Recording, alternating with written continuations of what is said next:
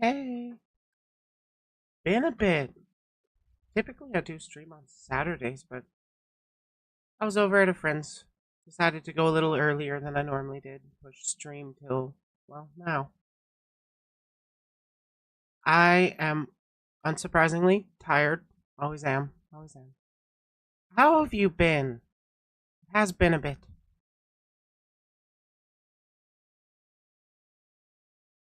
Uh, what do I want to jump right into? Hey, hey! Welcome in, welcome in. I don't know if I want to jump straight into stuff because, like, well, I'm out of it.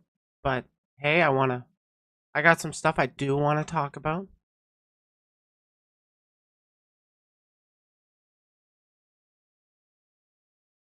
It's not looking like there's too many things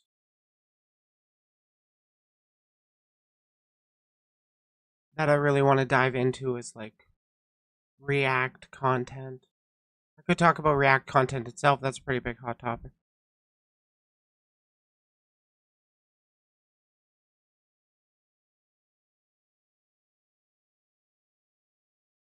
Like, I don't know if you guys have heard, but XQC had been called out along with Sonabe, I believe, as well.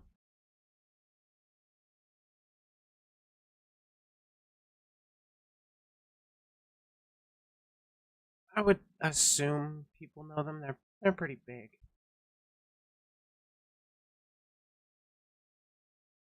But do I really want to get into that one to start? Not particularly.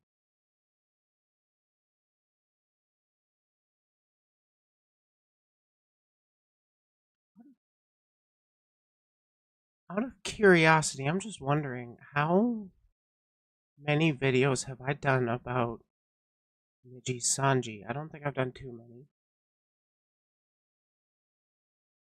Like, I know I did that one about Yo getting canceled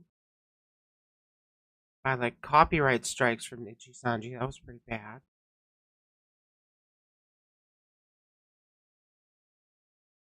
But I think I have mentioned graduations on the stream before. Comes up on occasion. Mostly it seems like Nijisanji members graduate. Or it just seems to be such a common trend among them.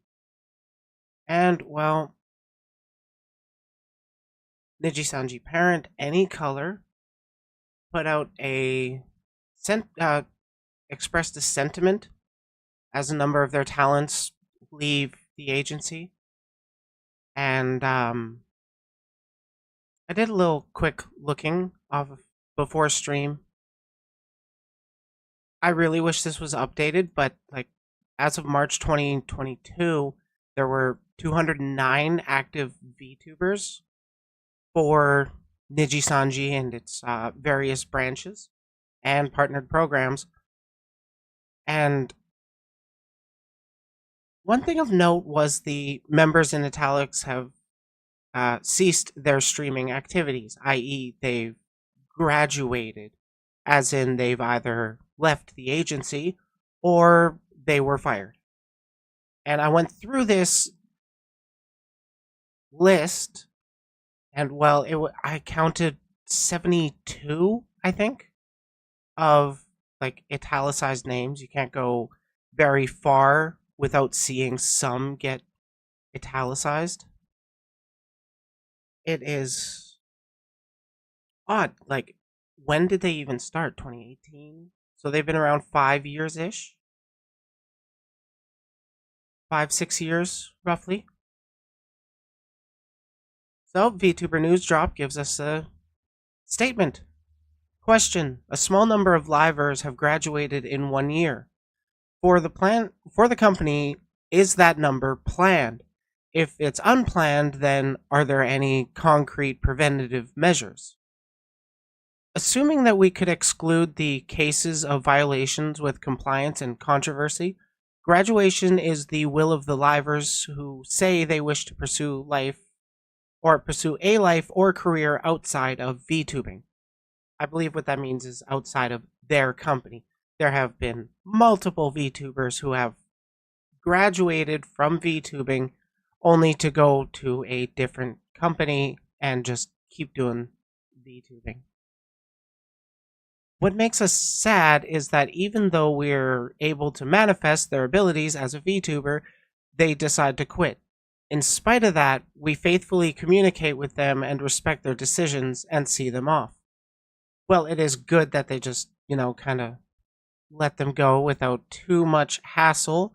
I really, really would like to know why so many Nijisanji talents have been graduating as of late. Is this the same one? Latest version. Translation of the question has been corrected. Oh, okay. So, assuming that we exclude the graduation, it looks like still the same. What made us sad is even though we were able to manifest our abilities as a VTuber, they decided to quit. So it doesn't look like it changed very much. At least I don't notice any spot the difference. I fail a lot of those tests, it seems. My big thing is I know on at the very least, where was she? I had talked about Zion Lanza. I had talked about or I had covered her graduation notice in a previous video, and she had dealt with so much isolation with her time there. It was just bizarre how that was allowed to happen. Though, I mean, there were contract violations, but the response from Nijisanji was a little over the top, in my opinion, and, well, I just think it could be handled a little better. What do I know? I'm just some small little VTuber channel.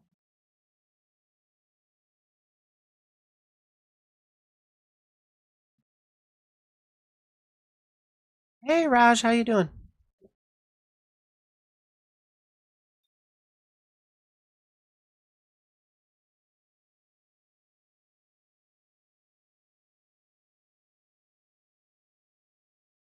God damn.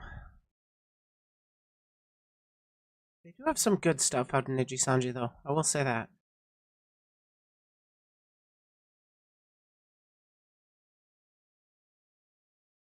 I really wish I had a prop for when I'm drinking, because, like, I'm monitoring chat from my phone, so it forces the display of the stream as well, so I'm seeing the delay. And I keep forgetting I have hand tracking. Oh, this is going to be a long one.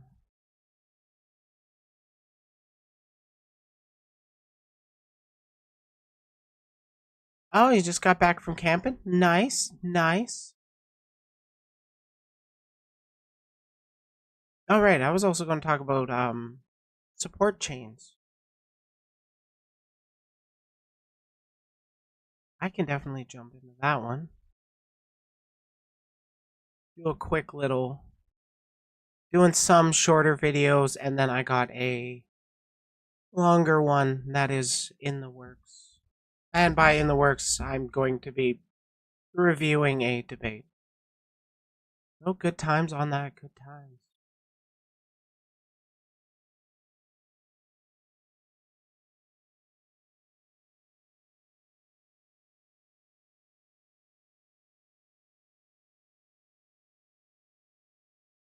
I want to talk about the concept of, or not the concept, but what's it? What's the word?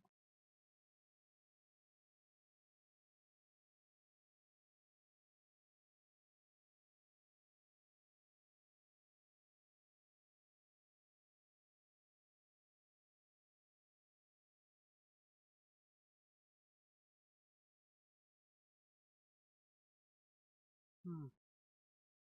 Yeah, I'm totally blanking on what word I'm trying to think of.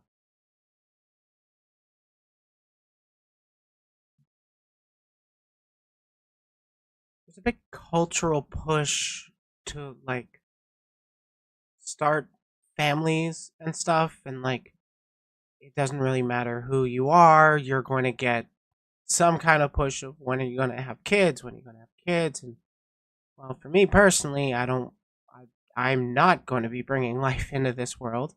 A, I'm sterile. B, I see the trends of where the world's going, and I would rather adopt to help the life that's already here rather than bring in more life into this. That's just my opinion. I don't have any particular drive to be a parent, but I mean, it's a necessary good. I think I'd be pretty decent at it. And well, I think Shy Lily actually got questioned about it, or at least it was brought up on her stream. And well, from Shy Lily clips, she doesn't want to be a mom apparently. Let's see what she has to say. Now watch me cheer. Now watch me womp womp. You watch me. Well, You watch me womp womp. Rawr, rawr, rawr, rawr. Every time I tell people I don't want kids, they're like, "You'll get into it one day. Don't worry. Nature knows its way. You'll be a mother one day." I'm not gonna be a mother. I don't wanna be a mom, dude. There's more to life than reproduction. I know this sounds wild, but I mean, right? There is certainly a lot more that can be done, can be fulfilling. You don't need kids in particular to have a fulfilled life. It just depends on the individual, what fulfills them. And for a lot of people, I don't know if it's most, but for a lot of people, it's not kids. you can just without the consequence of. There's more to life than pre-gardenons, dude. You don't even. I'll you up, but it's so strange. Like, not wanting to have kids is low-key a crime. Usually when I'm outside with boomers, I always. Depending on some circles who you're talking with, yeah, it can actually be seen with like the same severity, the same shock as admitting you've like killed somebody by not wanting to bring more life into this world. It's it's honestly bizarre how militant people get about you should have kids. You will want to have kids. You don't know people. Always just say, huh, I don't know, because I didn't leave me the alone. Oh, my mom knew I never wanted kids. She knew this, like, when I had, like, my high school relationship, my first ever relationship, as the first and oldest of 3 children. Every parent panics when it's like, oh my goodness, my beautiful daughter having a high school relationship. My mom panicked. She went, like, panic mode, and she was, like, teaching me all about, like, protection and don't do stuff with boys. She was like, you have so much to live for. Don't get a child so early. Make sure you use condoms and shit. And I'm like, Mom, you don't have to tell me. I don't want it either. All right. I think I want it a lot less than you don't want it. Like. Well, that's good to know that she actually did get some kind of education on it. Unfortunately, it's a lot of people don't actually want to have that conversation, so they just kind of push it under the rug and don't talk with their kids about, hey, most people have a drive to want to do this one really fun thing. Not everybody does, but if you're going to engage with it, there are safe ways to do it. And like, well, it's good. You got to practice safe sex. That's all I'm going to say. For real, now, Mama sees. Trust me. Yeah, it's always crazy how people force like this whole having kids thing. Like, you go have kids then. I don't understand why it's such a crime to not want them. It's 2023. Who cares? Listen, my sister, my younger. A lot of people make the argument that they want to perpetuate the race, and it's like, there are so many people on this earth that are just jam-packed into like small areas when we have such vast amounts of land that could be spread out among people, but no, people actually just want to keep their borders closed and make you pump out babies. It's kind of, it doesn't solve the problem, at least not in my opinion. It's just the middle child already has an offspring. We good, chat. My bloodline is saved. Mother, I am the end of the bloodline. This bloodline ends with me. I think I wouldn't be a good parent. Same. I think I would be an amazing parent. I don't want no kids because I'm afraid I'll be a terrible mom. I think I'll be an amazing mom, to be honest. I just don't want to be a mom. I like having my freedom, being able to do things when I want them, decide my own schedule. I'm not saying I wouldn't give all of that up if I ever so happen to have a kid, but it is definitely not my preference. I would, because... Okay, so like, she and I are a lot of the same mind, so to speak. Like, I get that it's a very rewarding and important job to child rear, but it is such a massive commitment that a lot of people don't actually, in a way, respect the decision to acknowledge how much of a burden it is and then to not want it. But like, yes, it's a rewarding burden, but I still don't want to accept it.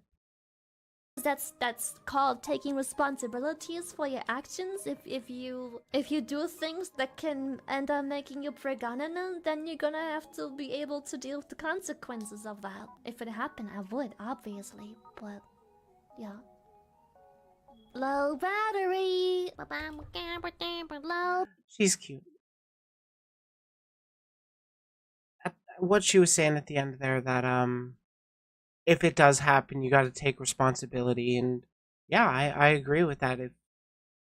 If the rubber breaks and you bust inside, you're gonna have to deal with something. You either get that morning after pill, or you deal with the big A. It is always up to, or it should always be up to the people in question, not the government forcing its abortion bans in the US. Oh my god, that's so bad. That's so bad. I get so worried about what's going on down there. And then there's like, because like, I'm Canadian. We are definitely a little more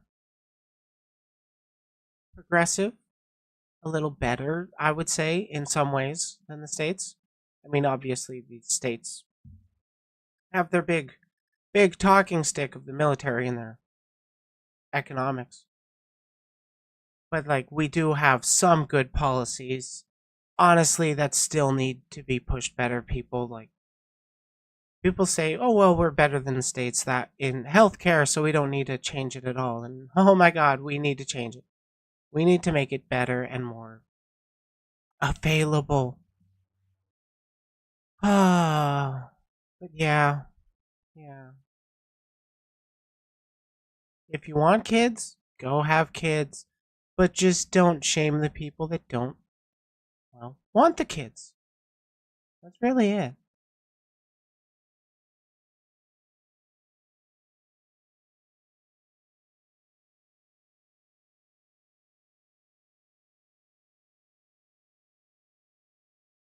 I remember a pro-life therapist convinced this poverty-stricken mom not to abort a fetus, and the mom and her family named the therapist as guardian.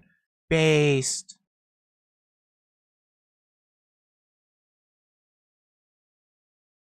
Yeah, I think I've heard of similar situations where like somebody was posting on Facebook about and about what's it, convincing a couple out of aborting, and then they get named as godparent, and they're like, no, this would destroy me. And well, that whole freak out you're describing. Healthcare is slipping with how they turned it into low tier god. I mean, I don't know the full details about like everything going on in the States. I've just been watching general trends, and it's not that great. There's a lesson to be learned. It's that apathy is death. That is true. That is certainly true.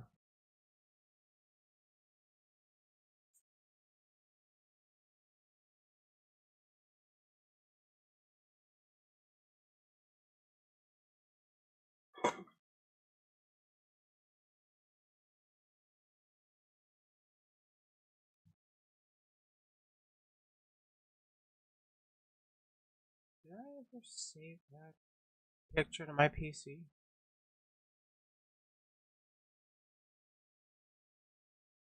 No, I have no idea what's going on with Nova.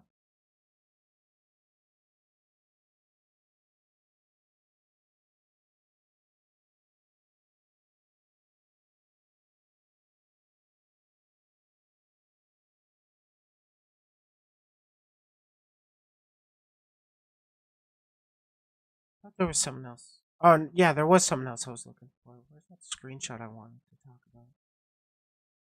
I guess I didn't send it to my notes platform.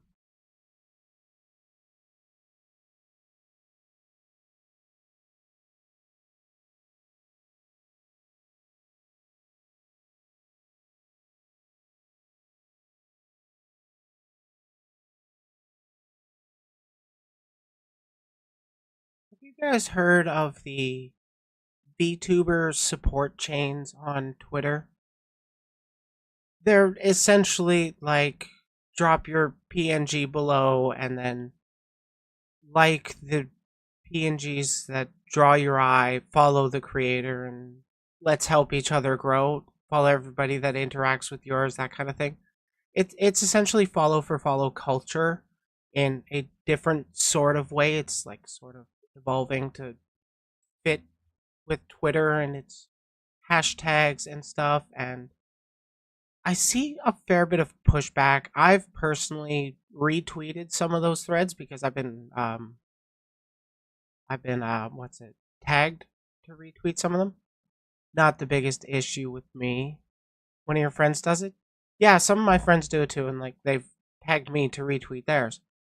And I don't think it's inherently harmful, so to speak, regarding like the pushback against them. I just think that it doesn't lead to a lot of, well, let's go with meaningful engagement. Like you might get a lot of attention on that one thread, maybe on that one picture you post and get a boost of followers or whatever, but does that translate into more people liking and retweeting your tweets? No, not usually. You gotta have them good takes that people like and they want to retweet and stuff. And yes, I'm still calling it Twitter even though he changed it to X. I don't care. It's a terrible rebrand. He's an idiot. But it does help with giving the perception of, isn't that going to work within VTuber itself, not the fans I mean? What do you mean? It's kind of like creators. It's the VTubers doing the follow for follow to kind of give them that boosted platform. Also, hello, that what's it? It can help give the perception of success and draw more eyes, which I mean that does happen, though it kind of leads to a sort of empty success with what I had mentioned earlier and the lack of interactions. Because if you're just posting, like, if you're just tweeting, going live, and that's it, you're obviously not going to get a whole lot of engagement on that platform. It's not going to be seen by a lot of people. So, like,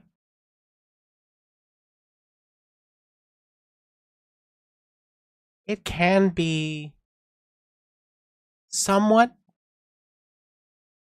I'm going to say bothersome. I don't want to say harmful, but like, I would say the most harm it really does is that it makes people annoyed seeing them so much, and like it's fake friendship which isn't always true. It does.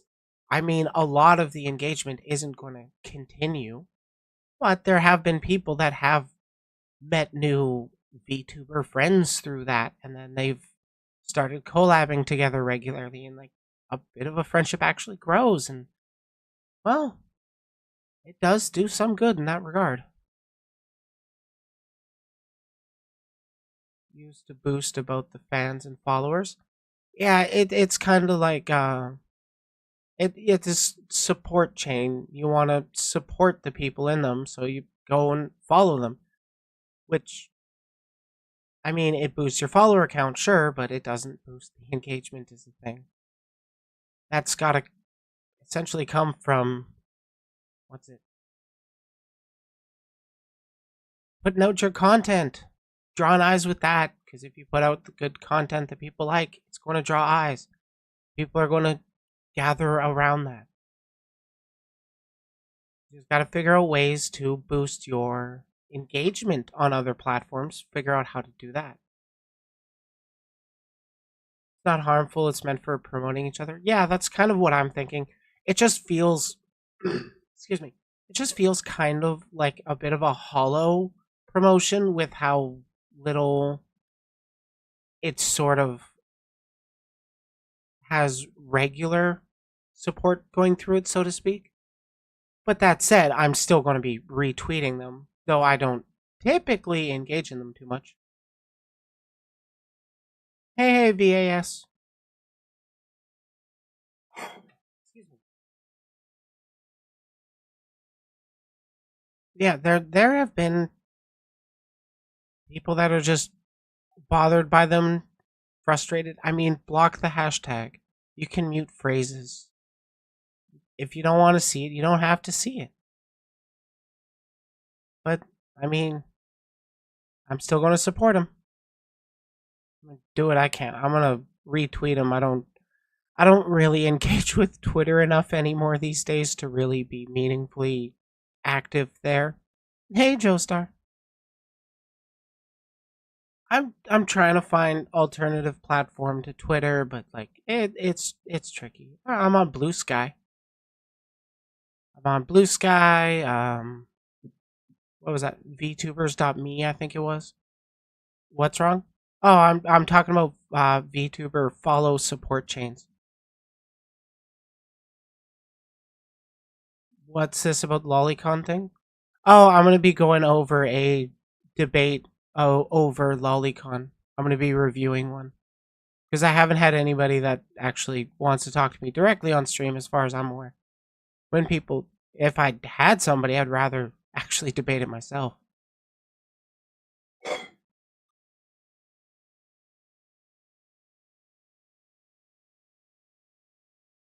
Yeah, it with Blue Sky, it's just like an invite only thing.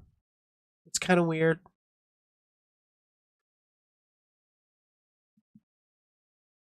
And it's like a proto Twitter essentially, where you got your retweets, you got your likes, but it didn't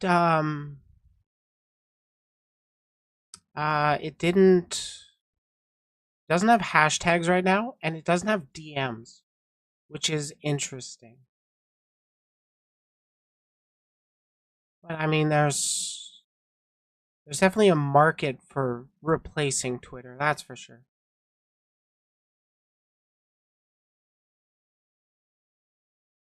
Oh no, no, that's a separate segment. That's a separate segment. I'm gonna be talking about that probably next, honestly. At least Blue Sky ain't gonna have as much spam, I guess. Um, you would think there was a kind of big controversy over Blue Sky not banning the N slur in names. Like somebody just made an account with the hard R, and well, people got mad reasonably. Did I see Musk's new tweet? No, I haven't. We're getting off the topic of follow support chains, but like I don't know. Support your VTubers. That's what I'm gonna end on. What was his new tweet?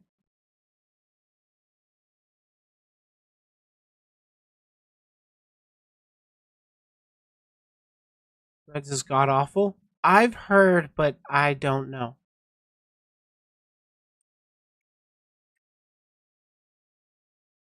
Musk.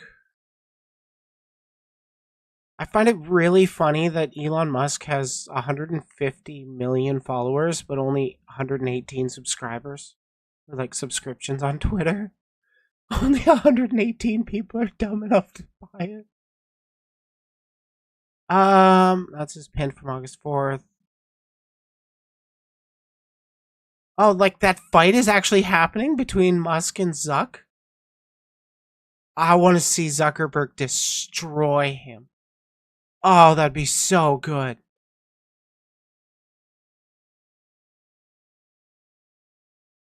Funny how mostly everybody agrees Twitch has superior tools for streaming, but Twitch team ruins it.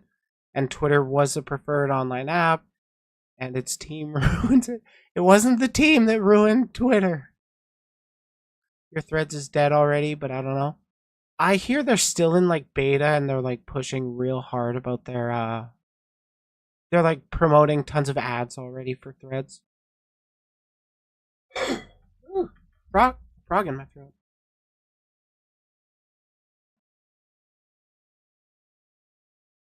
There were a few shots fired between them.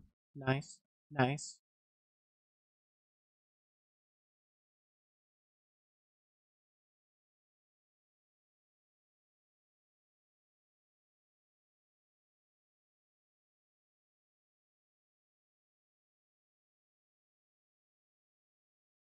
What the fuck is going on here? To be eligible for ad revenue share, you must be an X Premium Blue, Twitter Blue subscriber. The ad money will otherwise be kept by Twitter. If you're not a Twitter Blue subscriber, the program is open to everyone. Open to everyone that pays them monthly. Oh my god. Receive at least 15 million total impressions on your post in the last 33 months. Have at least 500 followers. Be at least 18 years old. Well, the 18 years old one makes sense. You don't want to be child labor and all that, and that's bad. That's oh, that's funny. One of the big fascists in the alt-right pipeline said that it should be naked with oil. What? What should be naked with oil? Talk about Nijisanji already? Yeah, I did. That video is going to be coming out during the week. If you don't feel like browsing through the video, I think it was like one of the first things I talked about. But I do cut up my segments into videos for release during the week.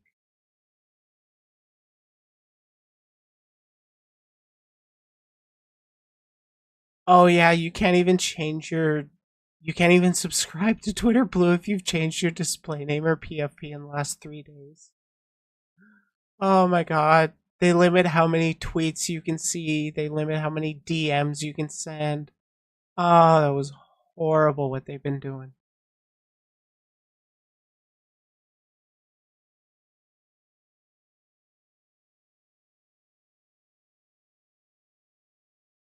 Oh yeah, the fight between Zuck and Elon.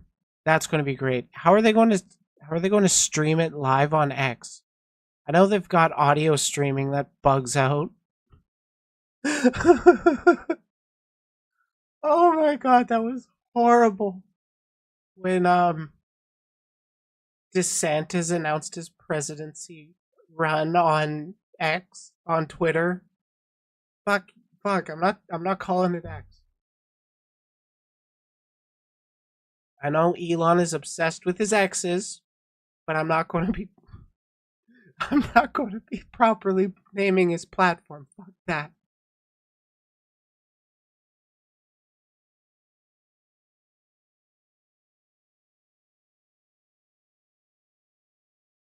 Ah.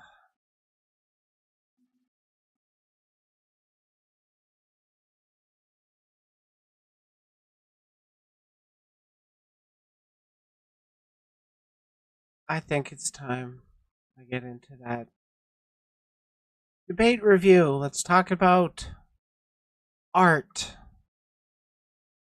Oh, this is going to be an event.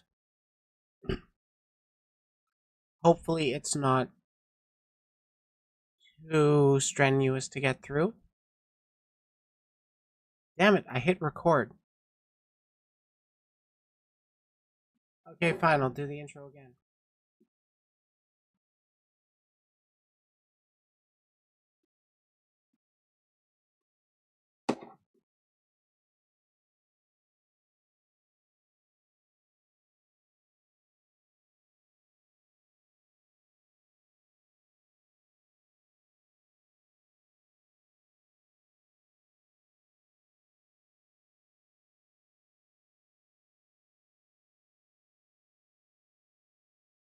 So, I'm going to talk about Lolicon. Yay. Not exactly my favorite topic to discuss. If you watch my stuff, you can get an idea from the thumbnails. I am not exactly a fan of this kind of art. I would much rather I'd much rather debate it myself on stream, but hey, we're going to cover a debate. We're going to be covering a debate Q&A, I guess, as requested by Revy's husband 343, like them specifically. Dante's Rant Room is the one that hosted this, and well, I mean, I've covered one of their videos previously. I was not a fan. Also, hello, welcome in. And also, I will say that it's not literally CP. It is, unfortunately, art. Oh, also, I haven't watched this yet, but I have checked out the comments a little, and, well, sound warning. Alright guys, welcome to Dante's Rant Room, and I am your host Dante. We are back with another video. You already know the spiel, I gotta say it over and over again. You gotta know how I gets down, right? So we are finally here to talk about lolly and anti-lollies, okay? The biggest controversial topic in anime community. This has been heavy for a while now, and I've been curious about this topic too. Ruby King, our embracement. Okay, guys, it'll be civil. These gentlemen here have promised that it'll be as civil as possible, and hopefully they're men of their words and keep it that way. Okay, I'm not here on either side. I'm neither anti or pro lolly. I'm here to just do what I gotta do. Okay, so Yeah, apparently he's too close to his mic. That's all we're really going to go on with that quality. with that being said, your mic is bad. Oh, too loud. Oh, my bad, guys. My bad. You're too close to the mic. My bad. So yeah. Before we kick things off, guys, introduce yourselves. What's good, everybody? I'm Digital Overlord. I make anime content. I've been watching anime for the longest time ever. Real talk. Okay, cool. Okay. And let's see. My Dante. Oh, your mic is better, bro. Now. Oh, That it's is like much 100% better. Thank better. you. All right, cool. My bad, guys. My bad. Yeah, definitely. Let's see, Mr. Anime. Okay, it did kind of sound like it was using like the wrong microphone, like instead of going to his. Did he just get closer? Yeah, I have no idea. It did sound like it was coming out of the webcam mic instead of his like actual microphone that he records with. Introduce yourself to the people. What do you got? Whoa, man, this is actually pretty freaking good. I mean, it's such a shame that, Kentaro Miura passed away. I mean, this was such a freaking awesome piece of artwork, and I really love how Guts is actually drawn here. Oh, hey there! I didn't see you there for a second. For anyone who doesn't know me or is new to either my channel or Dante's or even Digital Overlord himself, my name is Roman, aka Mr. Anime 343. I've been a fan of anime since 1996, so... And, I've been a YouTuber since 2019. So, and I'll be actually, debating for the pro lolly side. All right, cool. Let's see. Before we kick things off, What? What was that point of the Berserk stuff? Like,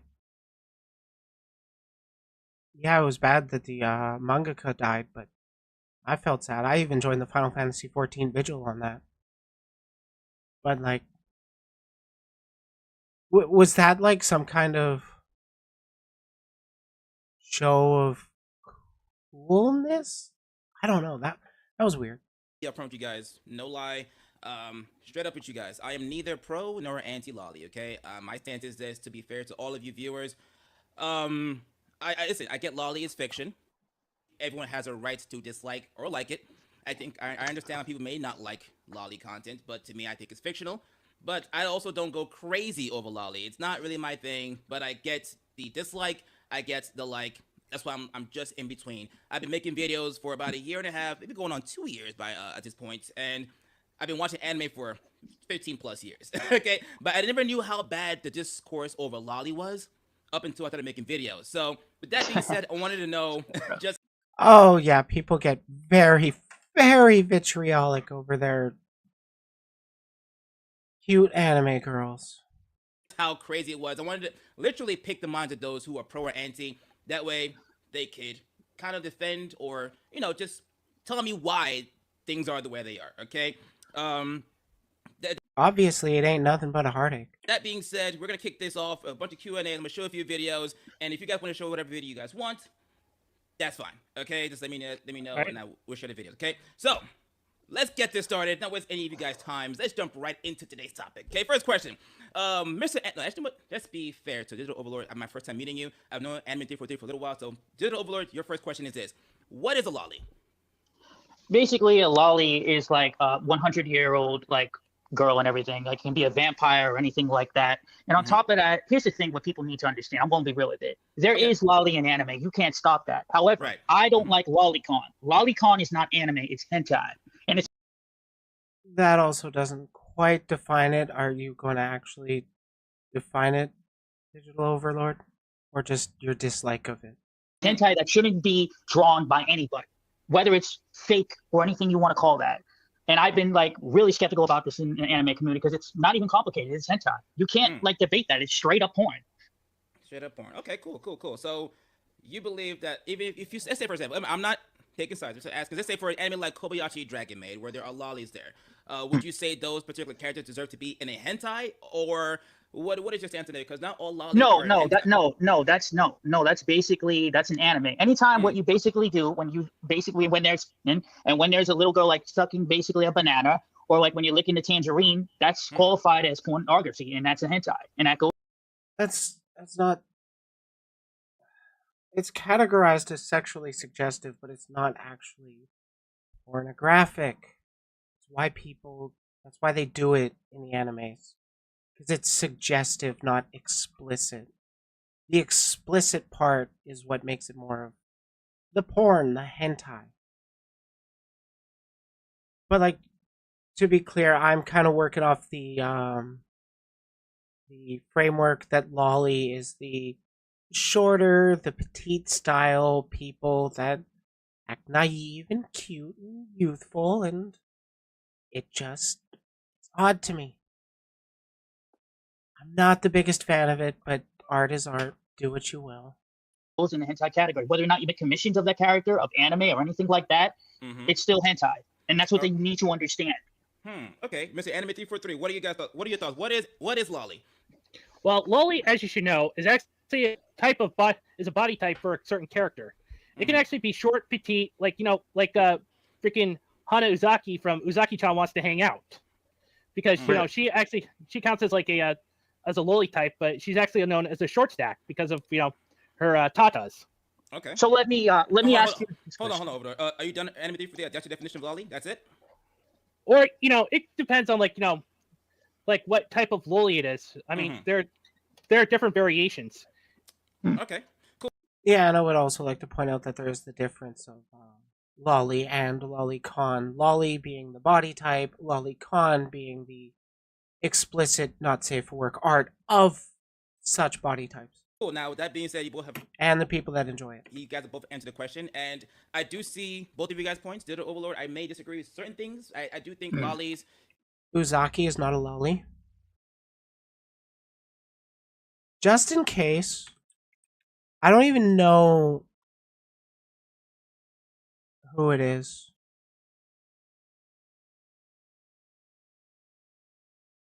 I searched Uzaki-chan wa Asobaita.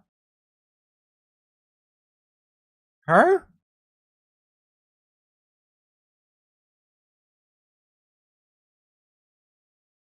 Is this the character he was referencing?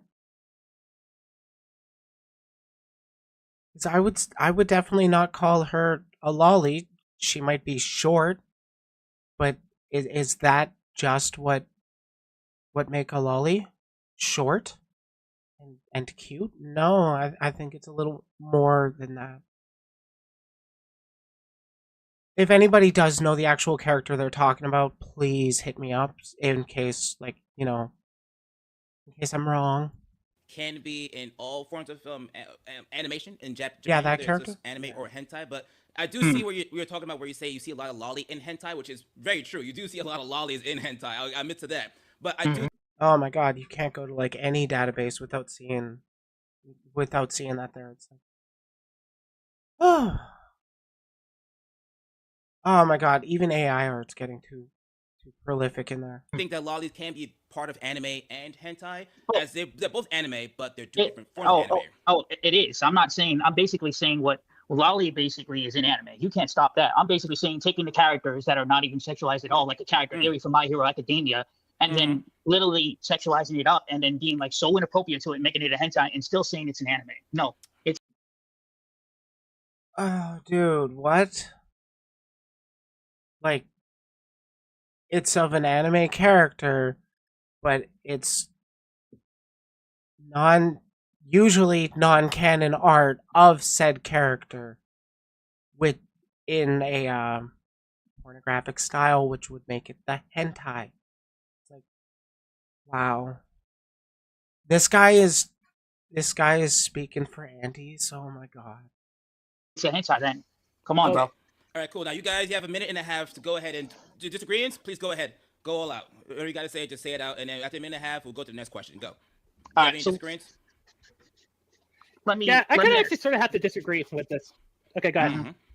Like, I'm gonna be honest, I don't fully know why it's called Lolly and Lolicon. I had heard talk of that one book, but then I've also been told it's unrelated to the book Lolita. It's just people trying to draw connections there. But like, yeah, if you can fill me in on the etymology, go right ahead. Let me ask you this question. Be real with me right now. So, Boku no Pico, do you consider that an anime or hentai? That one is explicitly hentai. Actually, it is hentai, even though it's actually, considered, shotacon, because, people are actually mostly vocal towards lolis, but they don't actually mention anything about shotas. Then why did you say on your Twitter that They also argue that it's pedophilia to enjoy it, but then they don't focus on what actually leads to actual child harm, like, the Catholic Church. That's the actual problem here, not anime pictures. you consider it an anime and you gave it like a high score? Were you trolling? Yeah, besides, I actually do happen to have some taste in like certain types of anime and like hentai and stuff like that.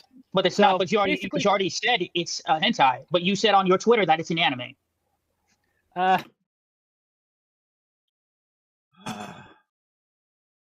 It can be both. Let's look at Blue Seed, for example. That leans closer to anime, but it does have nudity and, if I'm not mistaken, some sexual stuff. I haven't watched it in forever. I just know I saw titties as a teenager, and my parents didn't like that I did.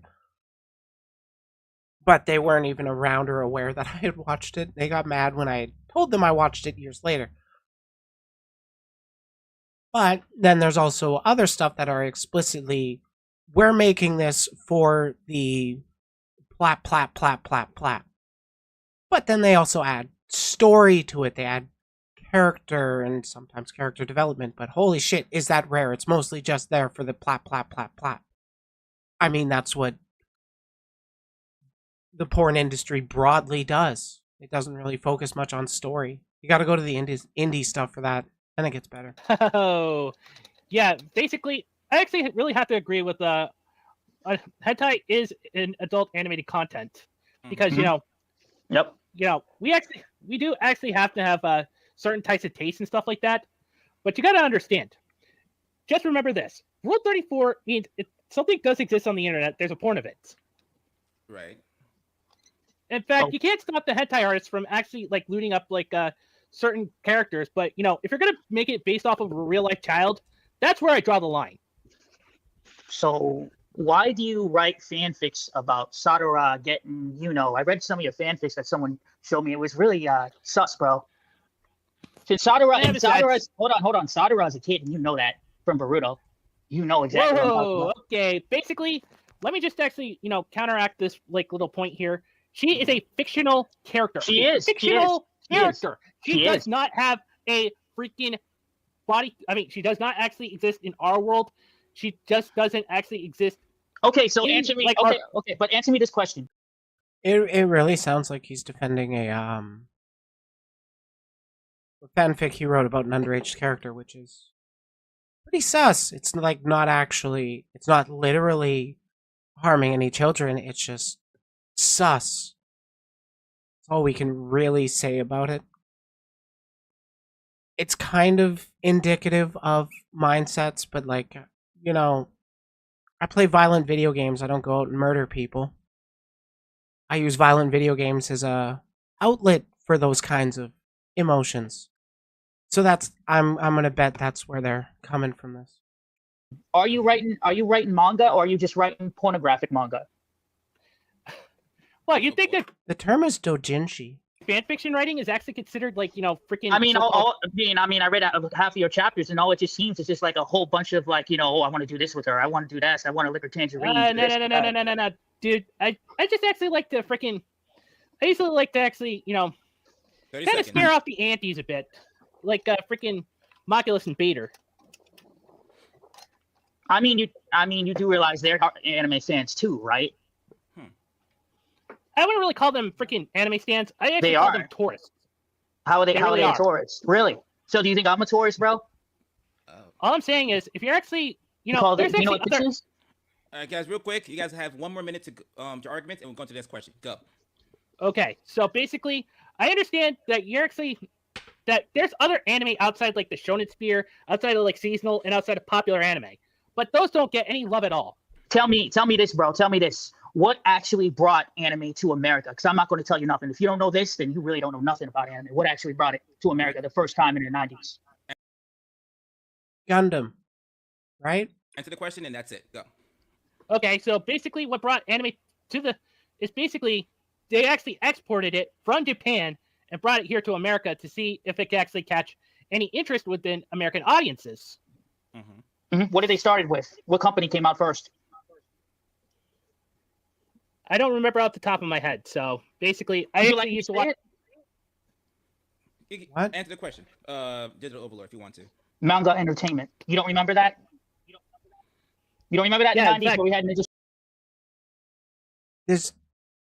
This dude looks like about my age, and like, and by this dude I mean, well, fuck, Digital Overlord seems younger than me. Oh my god, Joe, I agree so much. Squirrel, Buyaboo, Starboard, Guyver, Pat Labor. Should I keep going? All right, guys, that was a great listen, guys. Awesome. My 2 cents. Digital Overlord. What was his point there?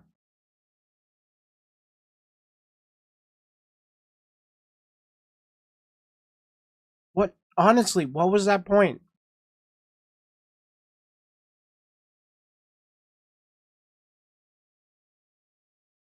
I'm really grasping. I have no idea what he actually meant by that. Like, why bring up the originals?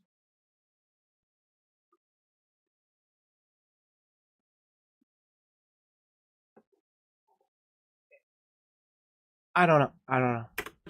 You guys make great arguments. I would say I don't think where manga started or anime started in the West had anything much to do with the topic at hand. To be honest, it's my 2 cents. But Oh my god, I agree with Dante. I admit I didn't know the answer to that question, but I didn't know the answer to that question. I just wanted him to see if he knows. That's all. Right, but I don't think that was relevant to the question or the topic at hand. Just to be fair to Mr. Anime 343, but Anime 343, guys, good argument. But I do want to ask the anti Lolly. Actually, let me go pro. I want anti first time. Why do you believe? This is for Anime 343. Why do you believe liking lollies doesn't make you a p-file? Go. Ooh, doesn't make you directly a pedophile. I will give them the fictional, you're not actually harming the children thing. Like, no actual children are being harmed. It's just there's such a culture, so to speak, of it doesn't matter, when clearly people do get really upset over this. A lot of people have their issues with it. Some people see the art as glorifications of past things that happened to them that they don't want to remember.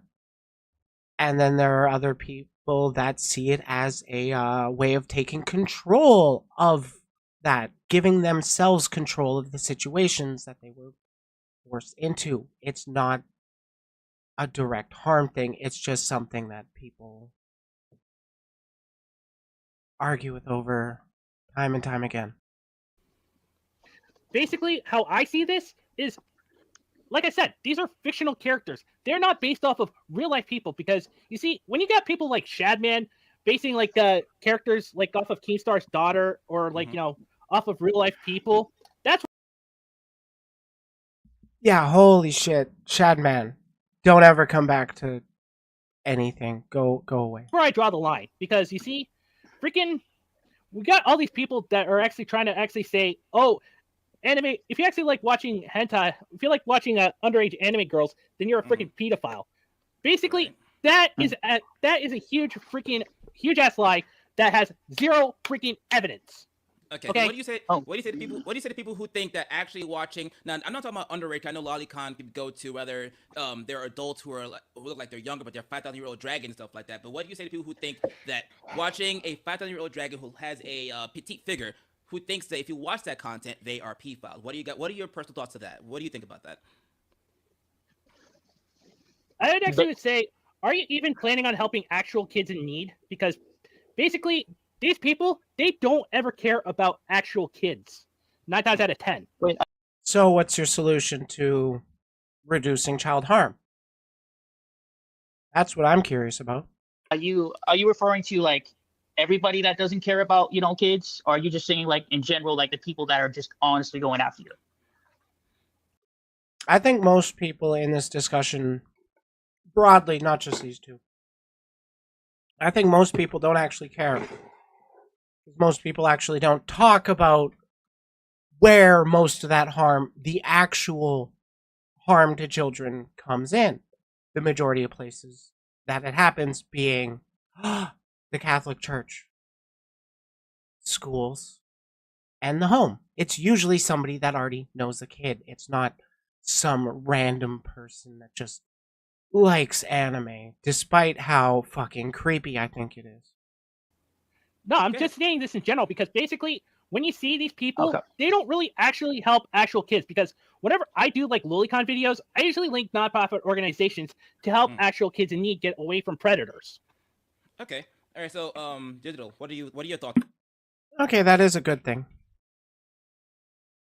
But we still gotta talk about the root of the problem, not just applying a band-aid solution to a very broad, very serious problem. About Lolly, why do you think that people? Isn't he basically moving the goalpost?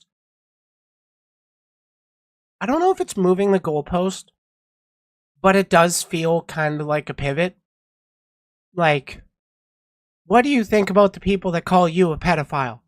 Well, I link to actual services that help kids get away from abusive situations. Like, okay, that's good. But that doesn't really address the question. people who watch Lolly could be considered as pedophiles. Do you think that, or mostly how I see it in my point of view, right? Again, what I mean by this, Lolly is drawn in anime. You can't stop that. I'm saying if you basically like make Lolicon, that to me is considered like, you know, CP, even though it's like, drawing, it's a cartoon character, whatever. You know, if you like basically get a commission artist to draw Sadara, who's about like what, like a child, and you know that's a child, and it's not even like a Lolly character. She's literally a child. Look at like Eri, who's a child from My Hero Academia. Why does she need to be sexualized? She's not even like that at all. Like My Hero Academia is not. Because most people aren't actually attracted to the age of the character, it's the character themselves, and a lot of people just kind of instinctually don't think about it. And like I've had a lot of people, hell, even in my server, drop stuff like you shouldn't sexualize this one specific character because their name is explicitly, or because their age is explicitly 16. And then they go and post hentai of a different character that they don't realize is also 16. They just don't look into it enough, and they just get triggered over the petite bodies.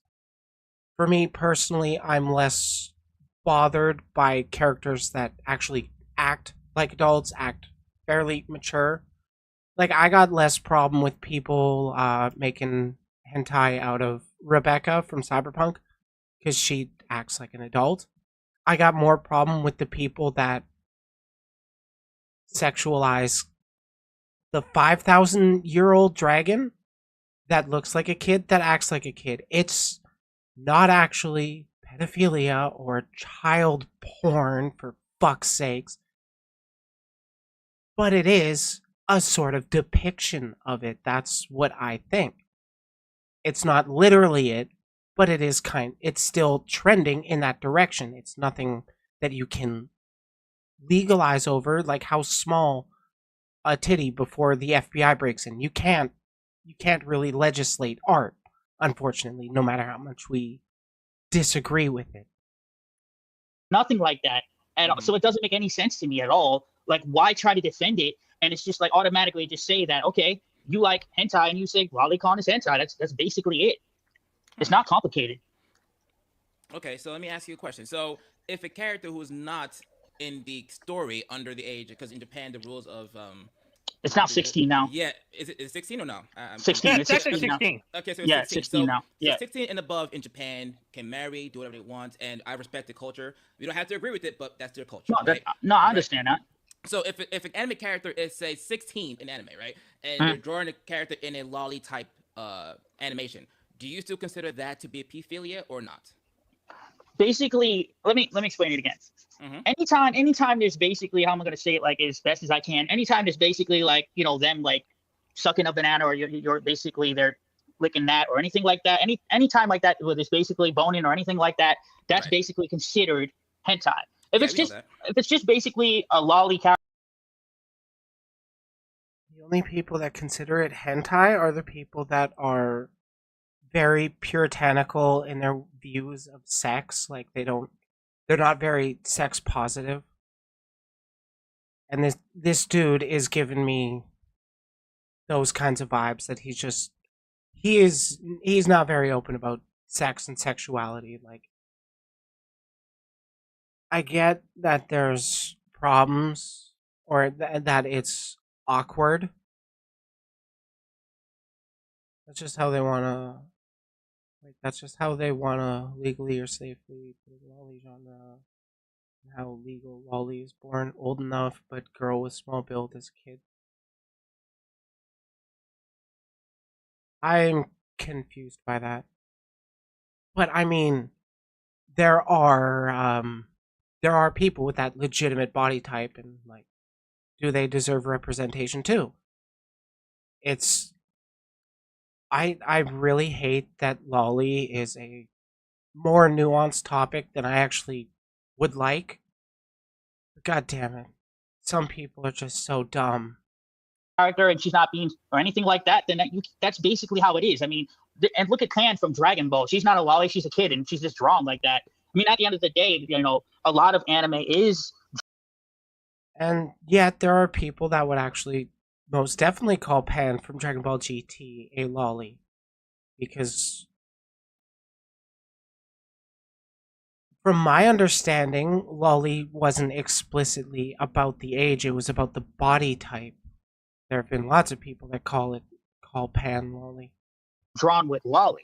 It's just I don't like the fact I don't like the lolicon, which basically means when they take characters and just sexualize them to death, like the girl from Spy X Family. Come on, dude, are you kidding me? Like, bro, that's an anime. It's not in hentai. And just taking that character and just over sexualizing her, it's just beyond ridiculous. Oh, you talk about Anya, Yeah, the little girl? Anya, Anya. Just think about it for a second. They literally take not safe for work photos and just draw her nasty and everything. So I was like, dude, come on, this is an anime, and she's not even sexualized that at all. She's a child, so you got to have some standards and anything. I know they're gonna say, it's just a drawing, it's just a drawing. Why do they get turned on so much by little girls being seriously, dude? Doesn't make any sense. All right, and anime. I do kind of see where he's coming from. Like, it's not literally CP, but it is depicting at least what aesthetically looks like it, or at least, yeah, that's kind of it.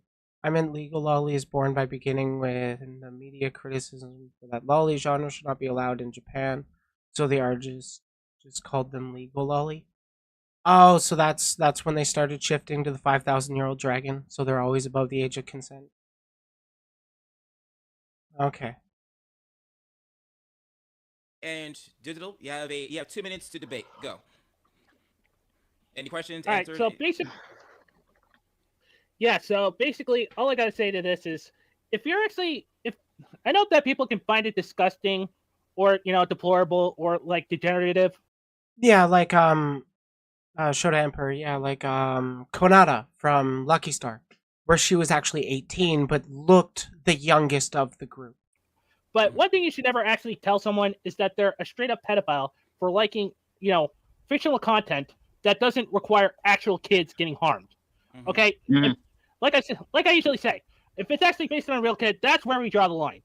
We have to stand for, actual kids, because you got the LGBT problem going on where they're actually harming actual kids and what the fuck is that argument? trying to actually get them into like sexual situations. What do you mean by that? Assault real teens? What do you mean by that?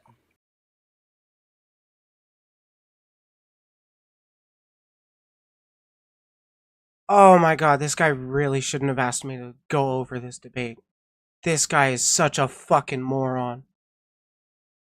Oh my god.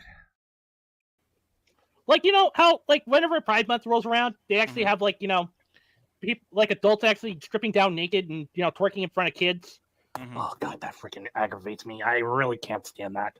Digital, what are your thoughts? You see? I mean, to be perfectly honest, I didn't want to bring it up or anything like that, but something like that did happen, at Boston, which was really messed up. And some of the times, like, not all of these people are bad, not all of them, and honestly, all depends, because, some individuals can be decent and some of them, can get away with a lot of things. For instance, Ezra Miller, Oh my god, they're both anti-queer? Cool. So, like, just to nip this one in the fucking butt, no, we're not trying to sexualize kids, no matter what sensationalist media you consume. We don't want to trans your kids. We want your trans kids to survive. I've known that I haven't been in line with all the guys since I was very young. And if I just had that language when I was younger, my life would be a million times better right now. Hell, I'd still have nice big tits. But no, a lot of these people have just fallen for the narrative of they're coming for your kids when no, that's not the broad push. We're just trying to give people the access to live as they are. We don't actually fucking brainwash people over it. Oh my god. Miller. Mhm. Yeah, we're not gonna talk. Yeah. Well, well. All right, I'll give you that one. You guys make great arguments. I do agree that Also, if you're unaware, the last video of Dante, the rant room that I covered, was him calling an all ages drag show essentially pedophilia, saying it was pushing sexuality on kids. It's a dude in a Sailor Moon costume. my whole situation with Lolly. If you debate about Japanese stuff, you need the OG source, that person for that, like Japanese otaku. What? I mean, two white guys can still talk about their opinions on whatever. They're allowed to have their opinions on whatever, but it would help to have like knowledgeable voices in the conversation. Oh my god. And is this before I continue with the questions and answers, right? Yeah, Is go ahead. that I'll agree that there are certain people on the internet, mostly Twitter and TikToks, right, who typically go after lolly content. And like I said, I'm not taking sides here, but people who typically go after lolly content, lolicons, they don't seem to be in much of a they don't go crazy over actual real life situations where kids are being trafficked and stuff like that. I feel as though more energy be spent on actually helping, assisting, and The biggest thing with CSA is not kids getting trafficked. It's people with power over the kids taking advantage of them, usually a priest. maybe even supporting, you know, organizations Yeah, that could, people who could actually help save kids that are being trafficked around the country, around the world. I Yeah, don't. that's what they're doing right now. There's a movie called The Sound of Freedom, and what they're actually doing. Oh my god. No. No, no. They're like tweeting it to everybody, like giving free tickets away to tell everybody to go see this movie to stop child trafficking. That's what that movie is all about, to stop child trafficking. I agree, and I agree. It's getting a lot of negative press from Yeah. would be media because they get some QAnon nonsense, right? But be that as it may, I feel as though that instead of Twitter and TikToks going ham over fictional characters like Anime 343 says, and I agree with him 100% on that point. People should focus their strength and energy in supporting real life kids that are being trafficked. Now, like I said, I understand Lolicon can be a little if Church. Okay, I get it. I mean, But point of blank, Lolicon is hentai. Whether people like it or not, that's the truth. now let's Isn't that like the actual definition? Lolicon is the hentai and the hentai enjoyers of lolly characters. I'm gonna piggyback off that question. Anime 343 is Lolicon hentai. What are your thoughts? Actually, how I see it, lolis can either be say-so or, hentai. Because whenever you see lolis and lolicons, you don't have to have sexuality towards lolicons. You can just like them just as being, wholesome, being, just what they are. I wonder if any of them are going to mention a lot of like they've talked a lot about shit talking the anti-lollies and how they react to stuff, but like I've seen, obviously I'm not going to show what I'm about to say on stream, but like lolicon and hentai is different. I don't have any definitive definition. I think I was going off of Urban Dictionary. But what I find often overlooked is the amount of lolicon defenders that will defend it when somebody says, like I've literally seen a tweet of, you guys shouldn't be posting lolly, it's triggering for what happened to me as a kid kind of thing. And then a lot of people have been, well, they put elementary school teacher in their bio and then tweet a bunch of lolly. Usually when they drop those replies, it's not very say-so to speak. I'm not gonna pull up stuff because it gets fairly explicit, but I do feel like it's a very, very common way of people defending the art rather than actually engaging with the points. Doesn't actually have to be anything that requires sexuality to be considered a lolicon. I mean, heck, have you actually noticed that Gargura is a no Lolicon? And There's the What comment a- section. So go ahead. No, you go ahead. So let me ask this. I thought Gargura was a lolly, not necessarily a lolicon, despite the fact that she has retweeted not safe for work stuff of her OC. Because like I figure she was just playing a character for, you know, the agency that she works for and retweeting art. Your friend JX Senpai, you know, 4 or whatever, right? I mean, like I've seen a bunch of his stuff, and it just seems like a whole bunch of like, you know, fictional characters, but like, you know, little girls, you know, getting it, you know what? But at the end of the day, do you consider that, you know, anime, or do you consider that hentai? Lolly is just a genre in Japanese pop culture or otaku culture, what they call for small girls. Okay. Also, for reference, I have been going off of like definitions and stuff set by Depressed Nusagi. That's where I got a fair amount of small boy for kids is called Shota. Yeah. Lollies, small girl, Shota, small boy. Go ahead. I mean, I'd actually consider it ecchi. Oh yeah, like I've covered at least 1 or 2 videos regarding the trope itself. Yeah, that we're in agreement there. Gura is a lolly. Anime, because that's actually borderline. But you know, No, it's not. he's actually censoring it. Okay. He's not censoring on Twitter. 2 minutes. Go. Basically, he doesn't censor it on Twitter, but whenever he does it on YouTube, but he also does it. He only keeps it uncensored for 2 places: Twitter and Patreon. And not to be fair, So- guys, I don't know who J Senpai is, just so you guys know. But go ahead. Yeah, I have no idea who they're talking about either. So basically, would you say your friend runs an anime channel or a hentai channel about smashing like underage characters? I'd say, you know, basically, he's the one who actually inspired me to actually do like, you know, the linking of the nonprofit organizations to help actual kids in need.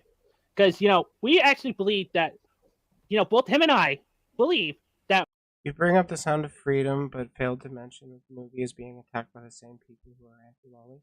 No, they actually brought that one up. we should actually try to focus our attention on helping actual kids in need. Like the people in the Catholic Church, I agree. Because he doesn't condone it. I don't condone harming actual kids. But if it's actually based off of, like, you know, fictional characters that do not exist in real life, mind you, then But that's not. God, maybe I should actually look into the Sound of Freedom shit. I really don't want to. That wasn't my question. See, I was asking you, do you think that he runs a hentai channel or an anime channel? That's the question for you.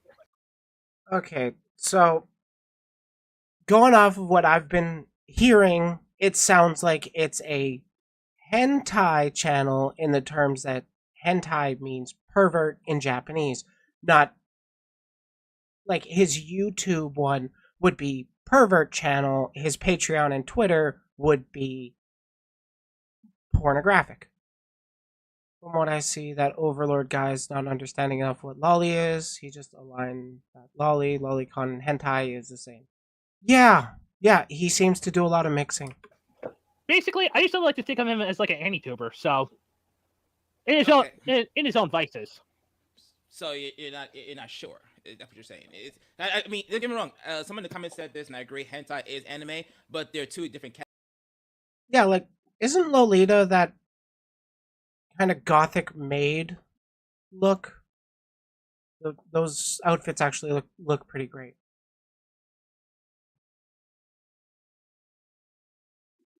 And from what I know, that was just kind of like idol culture clothing, I guess, pushed to younger people, sort of like teens, young adults. Yeah, Lolita is just fashion. That's what I thought. Categories of animation. They are. That I agree with. So with that being said, do you think your friend J Senpai is running a hentai or an anime channel? Because those are 2 kind of different things. What are your thoughts?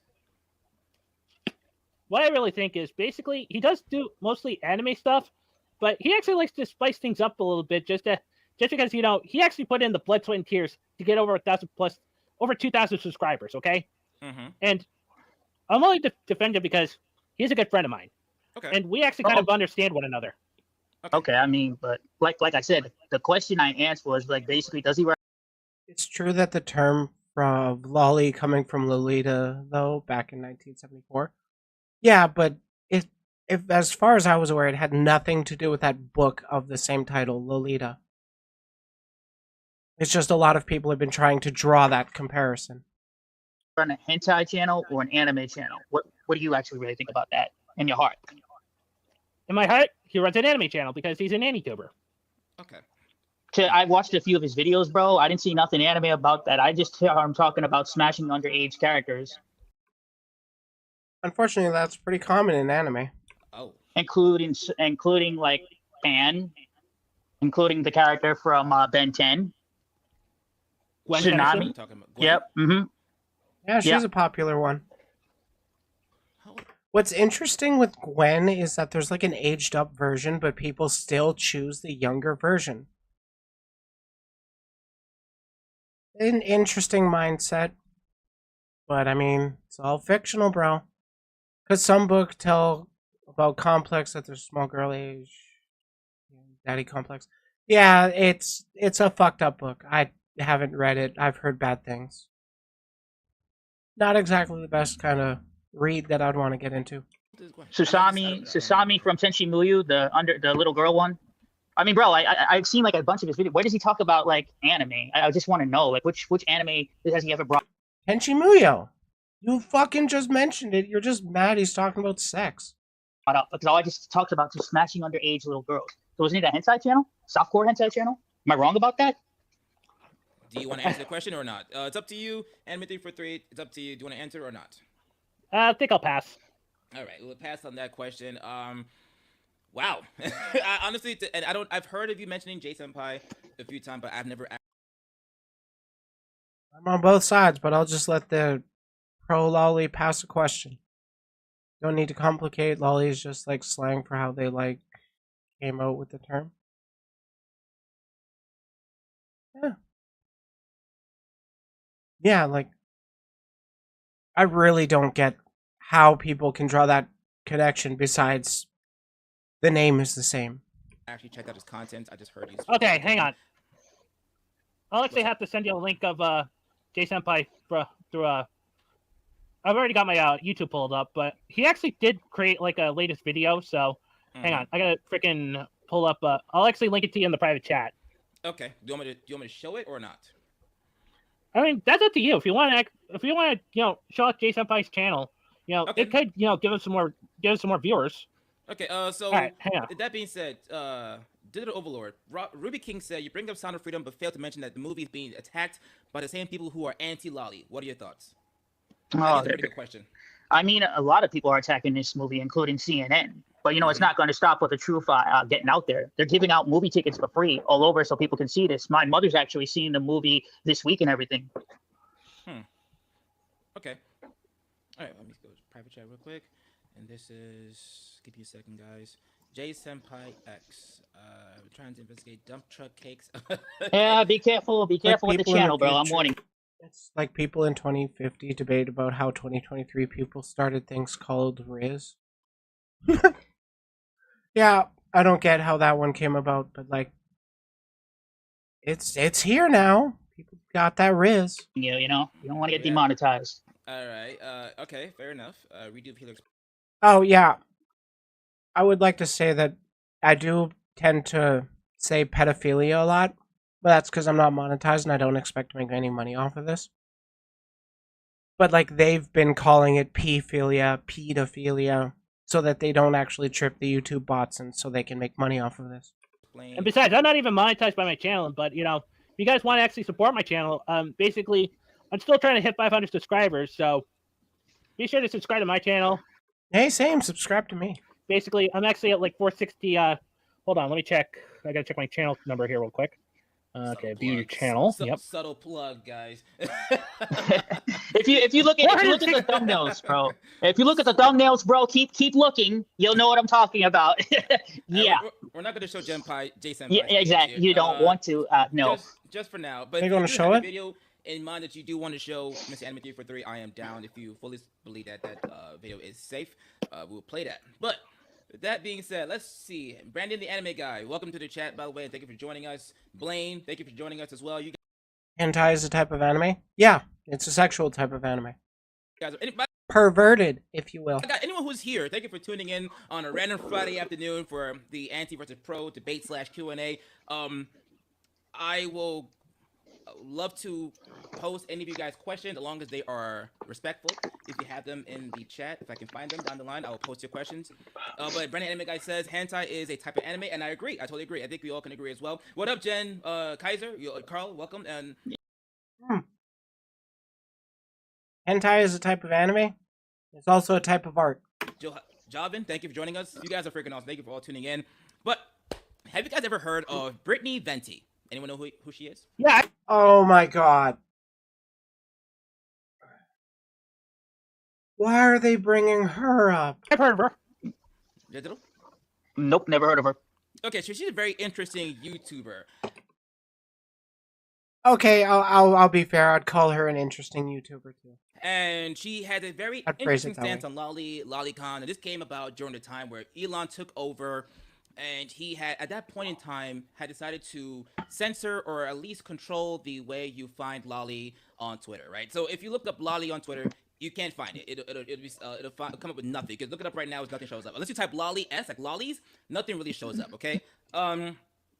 So Brittany Venti is a very far, I would say she's very far right-ish conservative YouTuber, and she has Yes, I would say she is very far right. a particular stance about lollies. And I want you guys to watch the video and let me know you guys' thoughts about what you think. And I'm gonna go with Digital first, and then I'll go. Brandon the Anime Guy said with a $5 super chat, thank you very much, bro. Lolly petite under 18 should not be hentai'd over. Fair game. Lolly being removed is unrealistic. Petite people are characters exist. That's true. I agree. Petite people do exist. Smaller body. There is also a gray area of, hey, you can also age characters up if you want. It's not really the biggest deal to me. Because, like, yes, petite people do exist, but they also do have some changes to their bodies. Like, they get a little wrinkly. People do that when they get older. They get a little more spots and stuff. It's part of human nature. No matter how hormonally undeveloped, I guess, people are, their body still goes through changes as they get older. So you can still be petite and still show signs of aging. But most of the time that's just glossed over with anime and hentai. Body factors exist. They are real. We all see them every day. That's why the stigma with lolly is why I'm on the fence, because lolly body types they're real. they're real. They're real life. You know what I'm saying? That's why I'm like, I can't be anti-lolly, because I know that they are actual real people in real life. But not the lolly character, but the body type. But anyway, thank you for the super chat. You Blaine, the $5 super chat. Thank you very much. On the scale of nuanced discussion of lolly done right versus wrong to screeching about PDFs, I'm feeling we could descend any moment. All right. Let's check out this video. I'm gonna cancel the JSenpai one. And we're gonna share this screen. Stop screen share. All right, we're gonna present this one. I know it's gonna piss off a few people. I know, because a lot of people don't like Brittany Venti, but we're gonna watch it anyway. Me included. Oh, you included. And let's see what we've got. Lolicon as a term on Twitter, which I agree with. I don't think exploiting children or sexualizing children is actually a right, and nor do I think it should be a protected right, even if on some technicality under the guise of art that it is. The discernment we have to make between what is art and porn is the intent and usage of it. So basically with pornography, you have one case use of it, which is jerking off, and basically nothing else unless it were satire or parody. So, which is not, this is just fat material for predators. versus art has multiple uses and can be utilized in multiple ways, and usually it's to be admired in some way or the other in a non-masturbatory context. So that's the difference between cute petite girl art and art depictions of a literal fucking toddler. Okay, yeah, it sounds like she's just interested in controlling art from what I understood of her take there. It's she doesn't really understand the nuances of the topic. All right, so that was her on YouTube. As you can see, not a very positive stance on Lolicon or Lolicons. So, Digital, She also does completely miss the point with where the actual harm is regarding that. It just sounds like she's using that as an excuse to control art. thought. If you're going to play again, let me know and I'll replay. Oh! Yeah, that doesn't surprise me right there. Fence sitter, eh? For you guys if you want me to. But what are your thoughts, Digital? No, I agree with whatever like she said. She's 100% correct about Lolicon, and I keep saying it like over and over and over again. But you know, people still think like. Okay, so this anti-loli is actually... Both these people arguing are conservatives. I'm not going to agree with them on basically anything, it seems. You know, it's still just a cartoon or whatever. But at the end of the day, when you see kids that are, even if it's still a cartoon, if you're like basically drawing like characters that are like 5 to 16, you know, getting railed and everything, you got problems, whether you like it or not. To hear the truth. Okay. Anime 3 for 3. What are your thoughts? What I think is, but what she's saying is actually a bunch of ad hominems, and she's also using a little thing called the Dunning-Kruger effect. Explain. Okay, now for anyone who is not familiar with the Dunning-Kruger effect, is basically they're just saying a whole bunch of stuff that actually, when you can do a little bit of extra research, actually shows that they're just mostly speaking out of both sides of their mouth.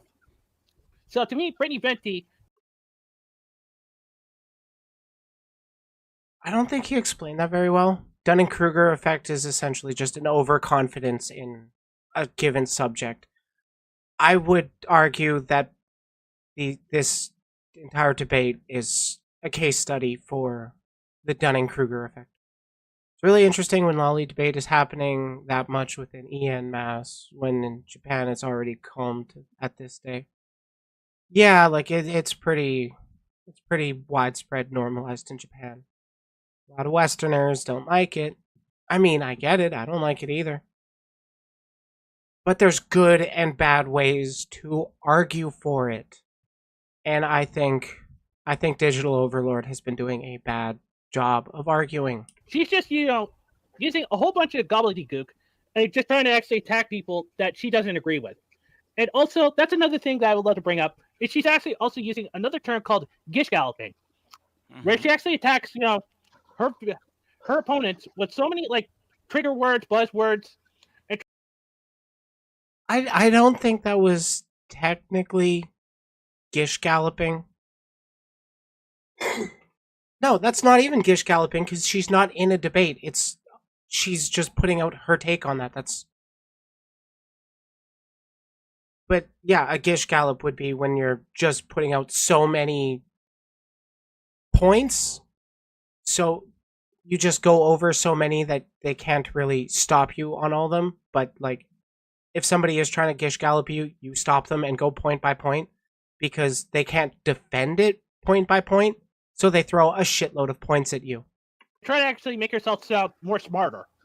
You think so? So you think that her big brain, her point of view doesn't come from a personal point of view? Do you think that she watched lolly content and said this can't be real, this can't be thing for children? Now, listen, you got to my stance. I don't personally agree with a lot of it, but do you think that maybe she watched a lot of anime and said, nah, these little 1,000-year-old dragons who look like 12-year-olds should not be a thing? Do you think that? Or what are your thoughts? I don't think she's ever watched anime, let alone I don't think that anything. Also, I would like to note that I'm not anti or pro. Let's just cover the anti's face with the super chats the entire stream. She's actually saying this is kind of like Anita Sarkeesianism. Basically, how she sort of like Anita Sarkeesian when she actually done her feminist frequency.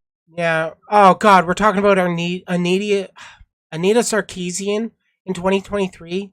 God damn it! Get a new talking point. Yeah, people in Japan talking lolly is okay just in fiction, not IRL. They came to the conclusion that Lolicon genre needed to prevent IRL crime. Honestly, that's an argument that I would make. Like, let's say, just hypothetically, I'm correct that it is in that mentality, that it is feeding that sort of desire. Like it's an oasis for that fetish, so people not doing the crime. Yeah, like violent video games. I'm angry, I want to take out my anger on stuff. So I'm gonna go play Halo and shoot up a bunch of people. That that actually lets out those emotions so I don't actually go do that in IRL. I'm pretty sure there's a lot of studies. I haven't found any specifically about Lolicon and its effects on CSA, but I would be. You could convince me that having it available does reduce CSA because the people that are inclined that way would seek their or see their have their urges satisfied without actually, harming anybody. It just kind of, but in that case, isn't that proving that it is linked to it? That not everybody that enjoys that art wants to harm kids, but the people that do harm kids and enjoy that art don't harm kids because they got the art. And it's like, can we at least not be so prevalent publicly with the looting of it? Like, have your looting just. I'd rather not it pop up on the timeline regularly, especially with so much of it happening. Mostly because of the church, not the art, let's be real. Quincy, she actually decided to actually, take some clips Oh, Ruby King's back. of certain video games and then use it as like ways to actually project her own insecurities of said video games and saying it's bad. Let's see about American cartoon characters at underage that have their private areas shown for a laugh. That's not sexualizing them, that's satirizing sexual characteristics of underage characters. So it's gray, and I'd rather not that I've seen Bart's dick from the movie. But I can't really stop it. Okay, digital thoughts. Counter or no? Basically, I don't have a problem with what she said. I mean, everything she said is just like, facts. I mean, at the end of the day, just think about it for a second. If you're drawing like, this is a sensitive topic, we will say this just for education. They actually know the boundaries is between fiction and IRL things. Yeah, but a lot of people just get all triggered over the art itself, not actually think about the depth. child, but even though it's a cartoon or anything like that, that's 5 or 6 years old, getting like nailed and everything, you don't consider that like disgusting or what's wrong with you? Or you don't consider like yourself to go to therapy? Wow. Okay. All right, cool. That is an interesting question. I think Venti, my personal thoughts of Venti, I don't like her as much, but I do like some of her videos, and you don't know who she is. But with that, it's like, I feel as though there's a difference between watching an underage child. Like, anime is weird. So, like, the mangaka or anime creator can basically determine the age of any character they want, right? So, for example, it could be a kid who may look like, we all know Lolly is younger, and you're like, oh, she had to be 10 years old, and they're like, no, she's a 50-year-old grandma with 30 kids. So, like, so wait, does the age now change the mindset? Like, wait a minute, okay, she looks young, but she's technically not young. Like, I think there's a weird, like, thing. Yeah, that can be complicated sometimes, which that is. Yeah, that is true and everything, But if you also look at like this, like, I like Promise Neverland, I hate season 2, F that, just read the manga. And at the end of the day, at the end of the day, if you're drawing those characters getting banged, then okay, yeah, bro, you need to be on medicine. You need to talk to a therapist right away because there is something wrong with you. Okay, and that I agree with that point because the kids. Moculus, what are these buzzwords that Brittany used to make herself smart? Interesting. Are actually kids in Promised Neverland. But before I continue, guys, once again, thank you for tuning in. And if you haven't subscribed to these guys' channels, these guys are awesome. They may agree or disagree with you guys' point of view, and that's fine. We're not all meant to agree with each other all the time, and that is fine. That's why we are here, and that's why the world keeps rotating. You know, we have disagreements, and we try to understand each other, right? So that being said, please subscribe to Digital Overlord and subscribe to Mr. Enemy343. They're trying to grow their platforms. You guys are great YouTubers. I just recently found about Digital Overlord when he hit me up on Twitter. He was a very respectful gentleman, didn't go crazy in the DMs. He just, I want to debate, and we just hit it off right away. And that is fine. If you agree with him or not, at least see his content, see if you like him. I think he's respectful to me right now. Enemy343 trying to grow his channel, so please, if you guys don't mind, subscribe. Make sure you guys subscribe and support the guy. And we do have a question, and I think this would be going to Mr. Enemy343. What are the buzzwords that Brittany used to make herself smart? And that will be going to you because you did say that. Yeah, I was curious what buzzwords he was actually referring to there. The buzzwords he actually keeps using are like, comparing saying freaking Lolicon is actually considered pedophilia, which is not true because basically fictional characters are not real people. It does not correlate. Okay? You see? But if you're actually just going to sit there and actually say that if you actually like, wanting to send freaking drawings to like, the police, the FBI, Chris Hansen, or like nonprofit organizations to help actual kids in need, they'll just turn it away because basically 9 times out of 10, they're not going to be helping going after, artists that are actually making lewd content that you do not like, instead of actually helping actual. Brittany is smart. She just has stupid takes. Yeah, that's what happens when you go for the far right. Victims in need. Like I said, this all goes back to. Except most people are not not smart. Helping actual kids. Okay. All right. I can see. All right, cool. And before we jump to the next question, because the next question is going to be kind of deep. Roger Jack with 5 pound super chat. I appreciate you jumping in. My problem is there's no evidence to show this Lolicon leads to noncery. Did I right? This is like saying video games cause violence. Should I feel guilty for the NPC? No. It is actually used for the IRL word for pedo. Like, I've heard that before. But like, I don't live in Japan. I live in Canada. I'm just a white girl that enjoys some anime. So like, I don't know. I don't even speak Japanese. I know a couple words. But like, holy fuck, people. This is painful, and I'm halfway through it. No, I agree. There's been science. I talked about it with a friend of mine not long ago about the whether certain content can influence behavior, which is going to go on to the next topic. Whether anime can influence people with certain creepy tendencies. It would be like saying video games can influence people to commit mass shootings, right? There's a lot of science that say that it's not true, and there's science that says that may be a possibility. I don't think it's true. I've been playing COD, Halo, Gears of War for literally over a decade, right? And honestly, I do want to find some of those studies that are like indulging in violent video games actually reduces violent outbursts of individuals, like that kind of thing, because it would still kind of play into the same idea. But like, if that was proven, I honestly don't know. I haven't read through all this stuff. So that guy calling Lolicon and pedos is wrong?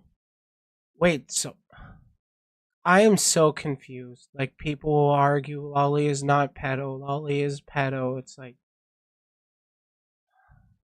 I don't think it's literally child harm. I think it just, perpetuates that mindset and can be a vector for less than savory people to network under the guise of it's just fiction, bro. Like, I get so sus from the from those Lolicon defenders that have like elementary school teacher in their bio. And I know that's the exact point of why they do it, but like, if you really want to prove to people you're not an actual pedophile, why would you lean into stuff like that? Like what I said is just cases of the term. Interesting. I assume, Shota, you are pro? You're on the side of pro? Like, I'm making the only assumptions based on your name. That's all I honestly know of you. But, like, I don't personally care if people engage with that content. If they want to enjoy it, they want to have fun with themselves to it, I'm not going to stop you. Just don't involve me in it. I have no intention of doing. I will say that I do have people in my audience, in my community, that are certainly anti, and then some people that are fairly pro. I don't care. People can like the art they like, despite my opinion on it. As a genre, I don't care much. Oh, okay, fair enough. Anything that heinous to anybody, right? But there might be some weak-minded people out there who might be like, listen, they're on the edge and they just don't give a crap, and they might use the game as some kind of, I don't know, stepping stool, which is stupid. I agree. I don't think it should be that way, but there are some weak-minded individuals who may use that as excuse. And the media doesn't help with our argument because they'll be like, oh, he played a lot of games. He has a memoir of Halo and killing people. It's like, okay, so we all play games. Who the fuck cares? But I don't get that because we have the I'm just going to say mass shootings is a completely different thing because, like, I really don't think people are going to be radicalized into harming children from the shit that, let's say, Fox News puts out. The fear mongering that excuse me, that I don't want to call them news.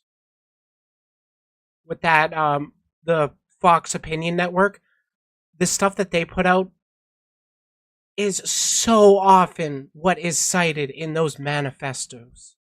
I'm here as true neutral. Oh, okay, cool. I'm more on the anti side, but I'm not like one of them deranged antis. rating system, and if the parents are not following it, then that's their fault. Because I do remember when Mortal Kombat didn't have a rating system and everyone went crazy, and then we got the rating system when Mortal Kombat 2 came out.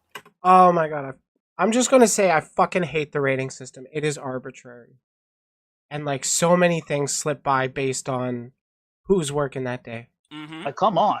And It's not like a objective, these things make it M rating, these make it whatever.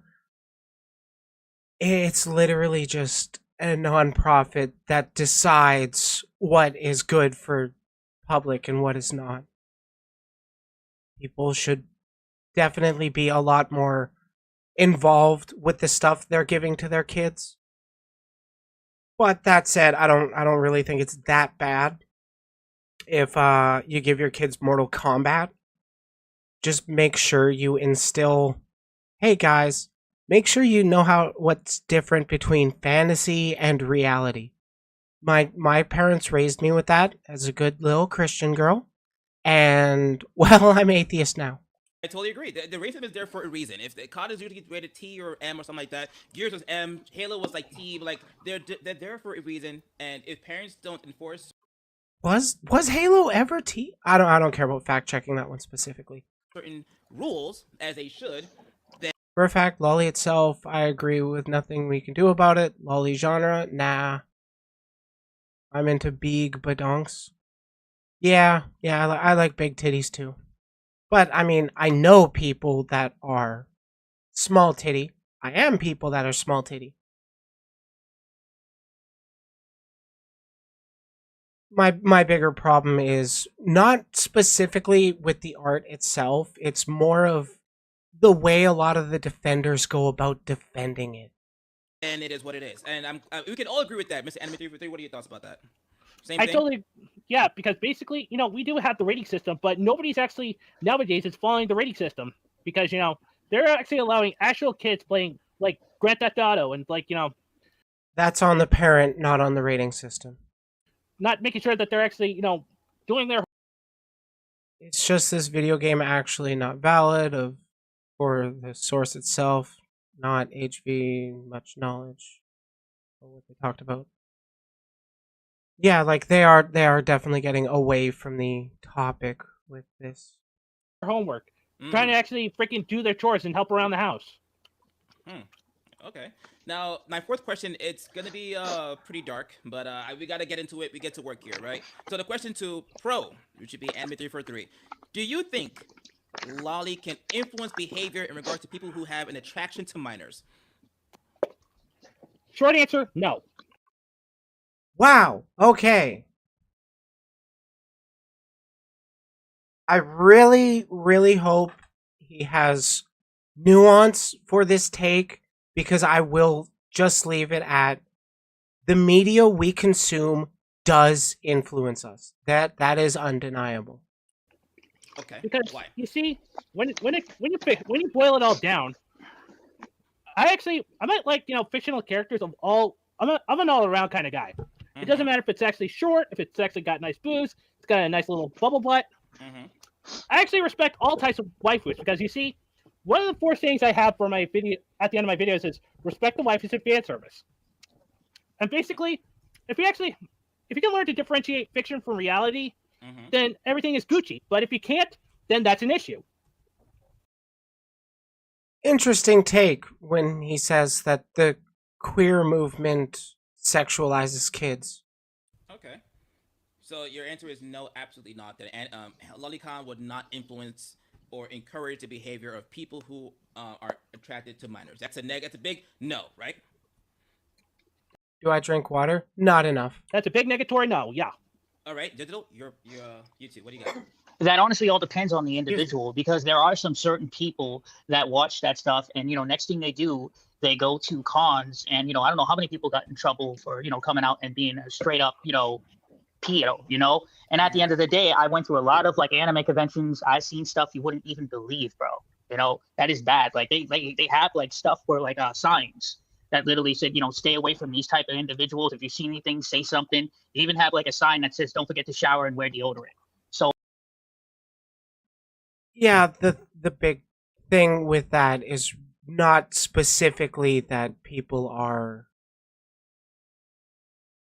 predating on minors. It's more of people are, or the type of people that are neats. They enjoy their try hot ginger tea with honey. Oh, really? I will give that a try, actually. I have been wanting to drink more tea, get away from pop as much.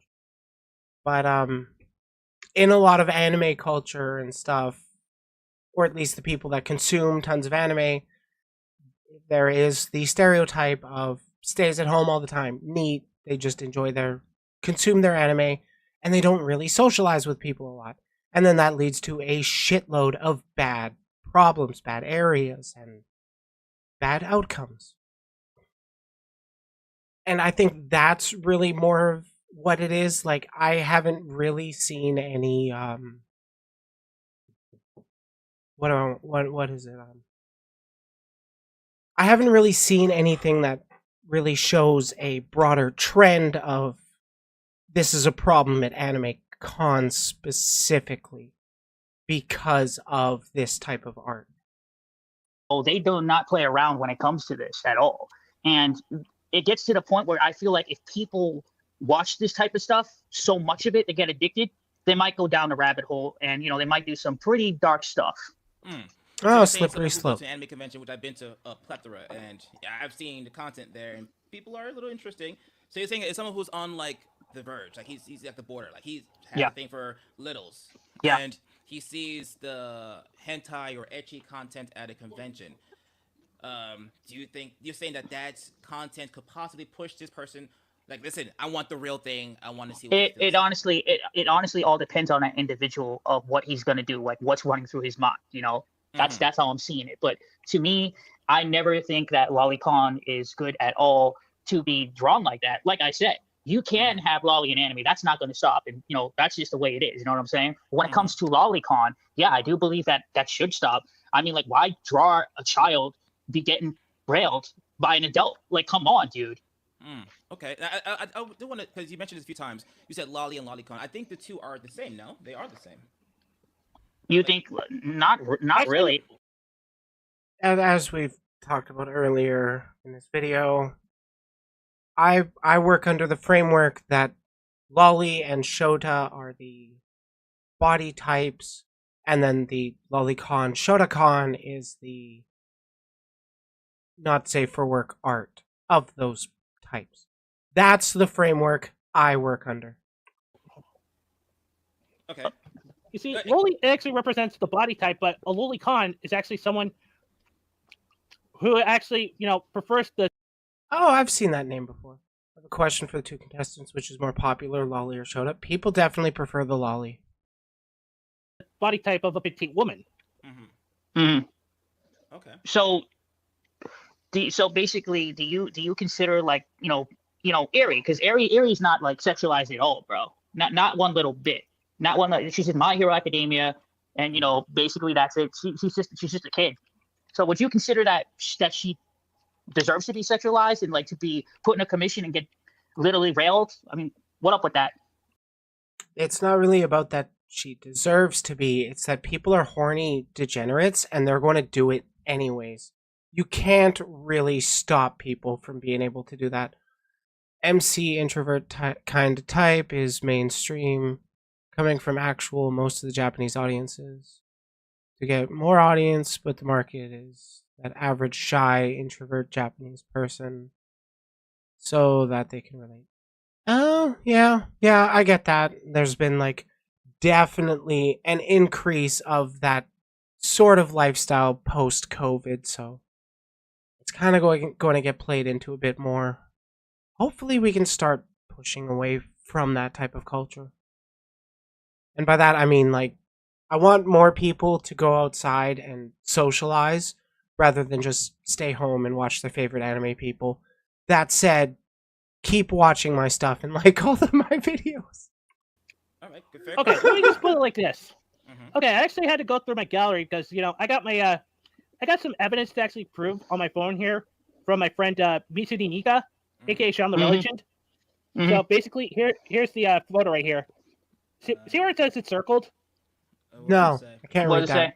It says, child pornography is images of actual children engaged in or simulating sexual content or exhibiting their genitalia. He just said simulating there, so... I mean, doesn't that defeat his own argument? Artwork, cartoons, drawings, and sketches are not actual images of real children and are therefore not child pornography. Yeah, it's not literally about or it's not literally a child getting depicted. It's still, in the cases of, like, fuck it, I'm gonna go with Anya from Spy X Family. In Rule 34 cases of her, it's so fucking sus because, like, it's explicitly about the proportions. It's about the aesthetic, at least. That's how it appears to me. And that is what is problematic rather than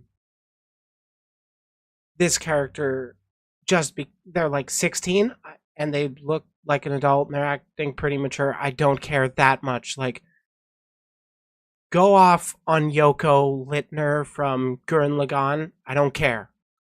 I care more about, like, Anya because it's like it's a lot closer to the child itself, and, like, it is still definitely a fucking gray area, but it's not something that we should be legislating over. It's not something we should be arresting people over. It is something that we can culturally push back and call fucking creepy.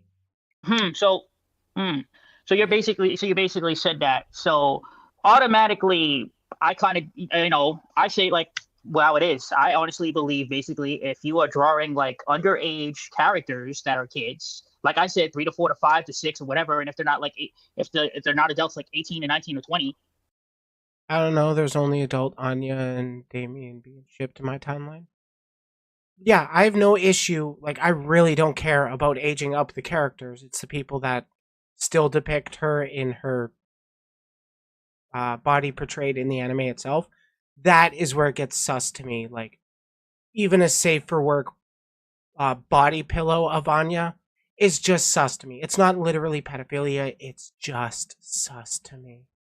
Then there's something wrong with you. Even 3, dude. Like, come on, dude. Regardless if that's a cartoon, you're gonna sit here and tell me like Chucky and like from the Rugrats. Like, come on, bro. Okay. That does also get into the idea of age play. Is age play pedophilia?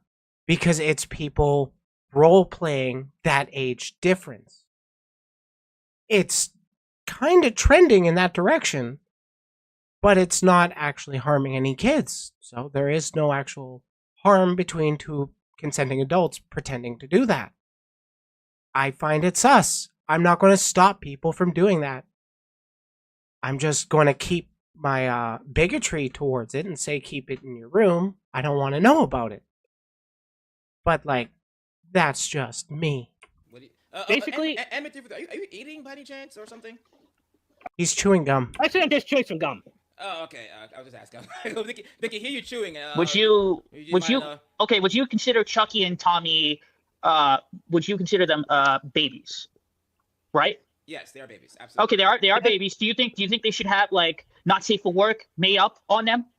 That's how the market is. Pedo is not okay, but people like the characters, so make the adult lewd version. I'm okay with that. Yeah, like, age them up. I'm not gonna give anybody shit over that. Frankly, I don't think I'd give people shit over not aging up the characters. I'd just, interact with them less. Not interact with them. I find it uncomfortable, but basically, if it's actually not based on actual kids, like, I'm not going to... Regarding the comfort and fictional characters, let's say it's deep fake AI art that's made to look as photorealistic as possible to not any actual person or act that has been done, but to everybody except the expert eye, you couldn't distinguish that from AI art. Would he be put off by that? I wonder that one. Because with anime, you do have that, fuck it, what is that term? What's that term? The sense of disassociation, where it's clearly fictional.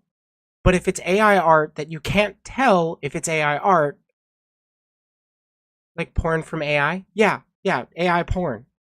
Like, there is deepfake porn of actual people out there. Let's say it's deepfake porn of not an actual kid. But you can't tell from just it popping up on your timeline that it's not actually a kid, but it looks photorealistic. Would that bother him? Because it would sure as fuck bother me. Stop them from actually doing it. I'm not going to stop any Rule 34 artists making that because, my friend Dionysus actually made that same argument. You can actually draw, like, gore, viscera of Rugrats, like Rule 34, but, at the end of the day, it's still fiction. And I'm going to interject between both of you guys, because I do have them. So, no, it doesn't bother him specifically because it is fiction. So he can just, like, I don't care. It doesn't have any actual harm. It doesn't matter. Which I can sort of get, but I still wonder about would that kind of AI art bother him? Something to say about that. Yes, I'll agree. Yes, they are fiction and they're never going to be real, and nothing we say is going to change that. But I will say this though, it is a little weird to make some kind of content that is sexual in nature in regard to a character who is designed from the creator to be young. So it's say, for example, Chucky, Tommy, the Rugrats, Angelica, they're all obviously kids. Yep. Now, if someone was to make content in their childlike form as them being sexual, I can't get jiggy with that person. That's just me. I think it's just beyond me personally. However, I will say this because there has been a lot of content made of Anya from Spike's Family where she's not a child, but she is in her adult form. There's fanfiction made from, like, say, Saki Michan, who has made a lot of Anya fanfic where she's like in her 20s and she's 30s or whatever. And I'm like, oh, she's kind of hot because Anya is no longer a child. She's not being depicted as a child. She's being depicted as a grown-up. She's in her 20s and she's in her 30s. I'm like, oh, okay, that's hot. That's cool. that I'm okay with. I don't care. Yeah, I agree. Aging up, I don't care. It does not make a difference to me. But if they're depicting them as being sexualized as their younger selves, like she's like obviously like 5 years old at 6 or in anime, I can be like, listen, I get it. She's not real, but it's kind of weird. It's very sus, bro. It's very sus. That I'm gonna have this. Oh my god, I honestly did not expect going into this that the person I would agree with the most is Dante. Agree with on in that aspect. I get the fictional, and I'm not gonna go crazy over it and lose sleep. Oh my god, she's sexualizing Angelica Pickles and Tommy. No, I don't care as much. But I would say, bruh, that's kind of weird. that is kind of weird. Yeah, basically, it's okay to find it disgusting. It's okay to find it, weird and stuff like that. But there are certain lines you do not cross. Okay. Right. Because realistic photo fiction or not, it's realistic. Pick closer to human look IRL of kids doing sexy pose. Big no for me. Yeah, big agree. I wouldn't even want to approach that subject. And, well, I mean, anime art is still kind of going towards that, but it's not realistic, or like it's not photo realistic. There's still that degree of separation, but like with fictional photorealistic art, that is where the line gets a lot blurrier, and I wonder if they even have a defense to that one. But there's a question on I do want to ask, or not defense, like a rebuttal to that, a response. Ask you guys because on the screen, I have a question for two contestants. Which is more popular, Lolly or Shota? Oh, in my opinion, it's Lolly. Lolly is more popular. Yeah, it's definitely Lolly because basically Lolly actually gets more love because and even though freaking people actually freaking per se have like okay, who's tapping? Because Lolly actually 9 times out of 10 usually gets targeted by social justice weaklings that actually don't even care about. Dude's using social justice warrior in 2023, the year of our Lord. Why don't you just say woke people? Helping actual kids in need, whereas they are completely freaking silent on real life kids? On Shota, because Shota? Okay. I will say that's typically because there is still that mindset of like, let's go with the situation of a teacher abusing a student. When it's a male teacher abusing a female student, everybody is 100% against that.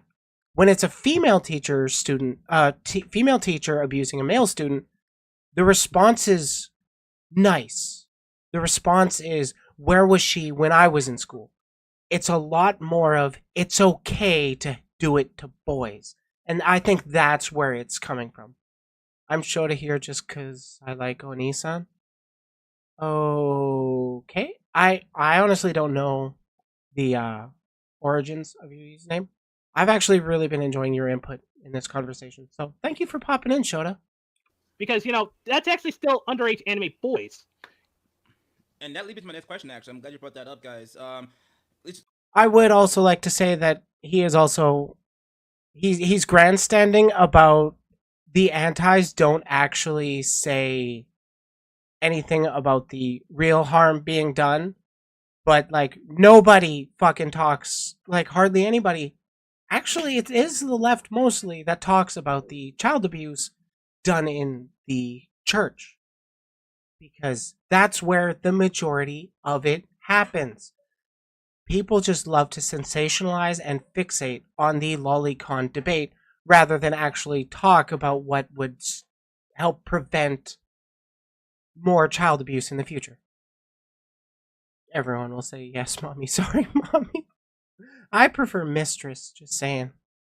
leads us almost to the ending of the live, but this is going to be a very interesting question to the anti-Lolicon debater. Why does Loli get so much hate? And it does. I've seen the tweets on Twitter and the TikToks. They are insane.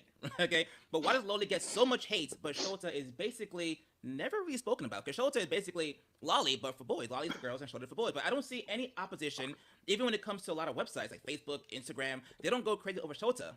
But Loli content, they are quick to call the FBI, and you have people going crazy. Why do you think Loli gets so much hate over Shota? What are your thoughts? I mean, that's a really good question. I mean, to be perfectly honest, bro, I don't like both of them. You know, both of them are just as like guilty and disgusting in my opinion. You know, and honestly, both of them should be called out. But like you said, it is a fictional character. They draw that stuff or whatever. But at the end of the day, I look at it. My point of view, y'all need to go to therapy. If you literally keep drawing that stuff, you need to be on medication. Okay, all right. So, NB343. Oh, that's a pretty disingenuous super chat there. I'd say the third guy is treating the fictional characters like a real child rather than drawing. Seems like he's very attached, which is interesting. Essentially implying that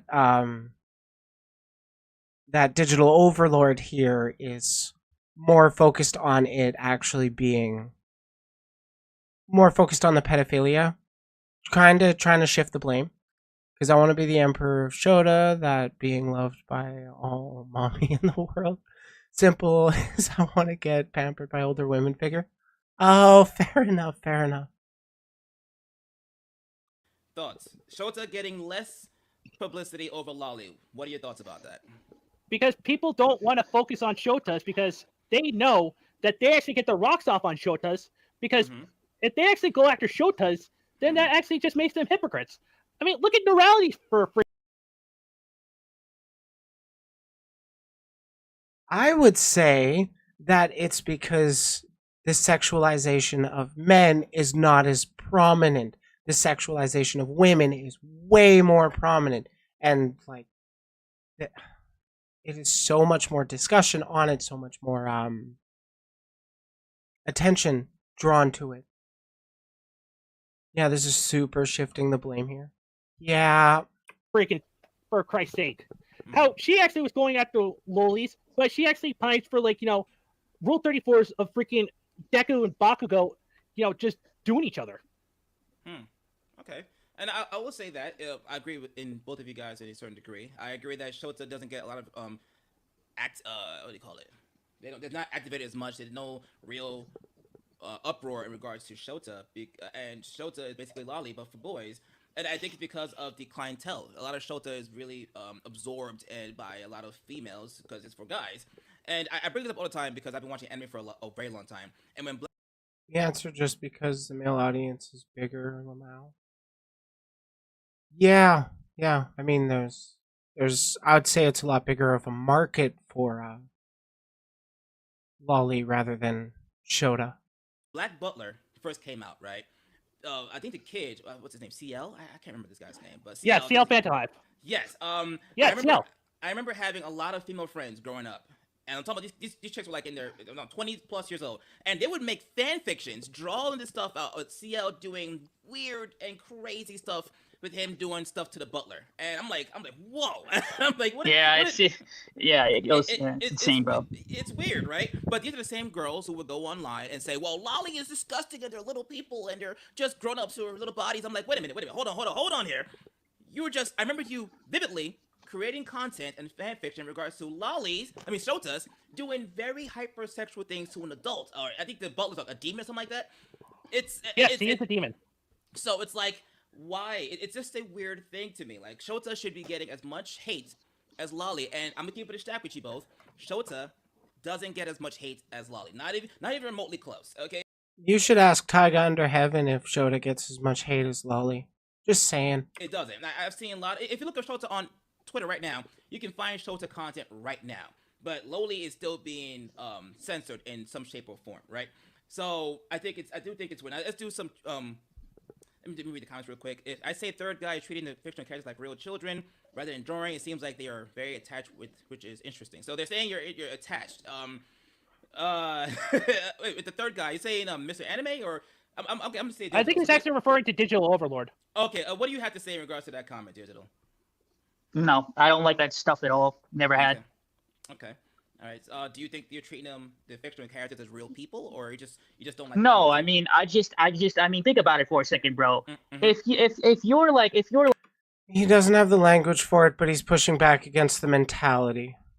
like, say if you're like, close cousin, saw you watching that stuff or whatever. I guarantee you, what she gonna do? She gonna slap you across your face. But it's just fair. It's just a fictional character, nah, bro. Mm-hmm. Okay, I see what you mean. Okay, even this person is saying Uzaki is a lolly. Like, seriously, how broad is the definition of lolly? I've been going over or going out working with the framework that Depressed Nijisanji set up with his lolly trope video about, VTubers broadly. That's just how hypocrite people on the internet is. Yeah. Now I do have one final question, and I'll let you guys debate. And I know some people want to jump in, and we'll see about that. But I do have one last question for you both, and I'll Who again? Oh, go with Pro this time. her. Uzaki. How is she a lolly? Is it because she's short and cute? Because I've always worked under the assumption that it's short and petite. Like, I think short stacks are very different from lollies. That's just me. To be fair, lolly is one of those terms that changes whom you're talking to. Oh, yeah, 100%, that's true. I think I went anti last time. So, do you think that lolly content, Lolly originally is small girl kids around age 8 to 3. Yeah, I mean, that's what I thought. But there have been some people that even call, what's her name? Usagi from Sailor Moon. Like, Sailor Moon herself is a lolly because she's like 16 or 17. Yeah, like what I said, that guy didn't know what lolly is. Yeah. cons, whatever you want to call it, okay? Do you believe that this content belongs in the anime community? Not that it's already in it, we know it's here, but do you think that it belongs in the anime community and manga? What do you think? Personally, yeah, I think it does because basically, lollies have actually always been an integral part of anime ever since anime was first conceived.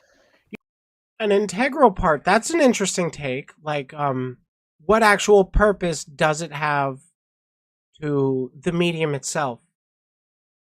There is an argument you can be made that the good of lolly is showing the representation for the underserved body types. But then why does that get tied to underage characters if you want to be body positive?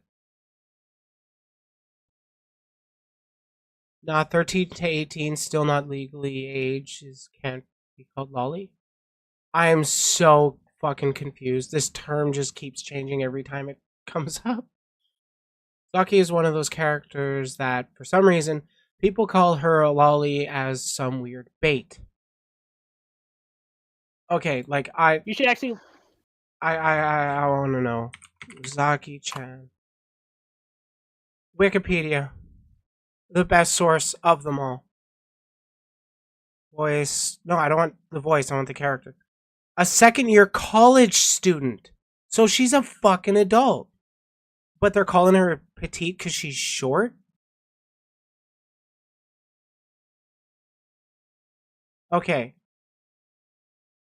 So is sometimes mistaken for an elementary school student because she's short.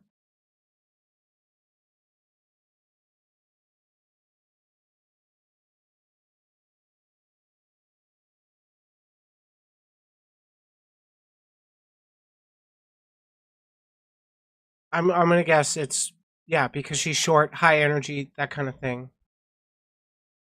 Yeah, she's literally an adult. Or not literally, like in the context of her anime, she is an adult. I mean, heck, we've actually had history of actually lolly content actually being so present ever since the 70s, the 80s, during that time frame. I mean, Astro Boy was a shota.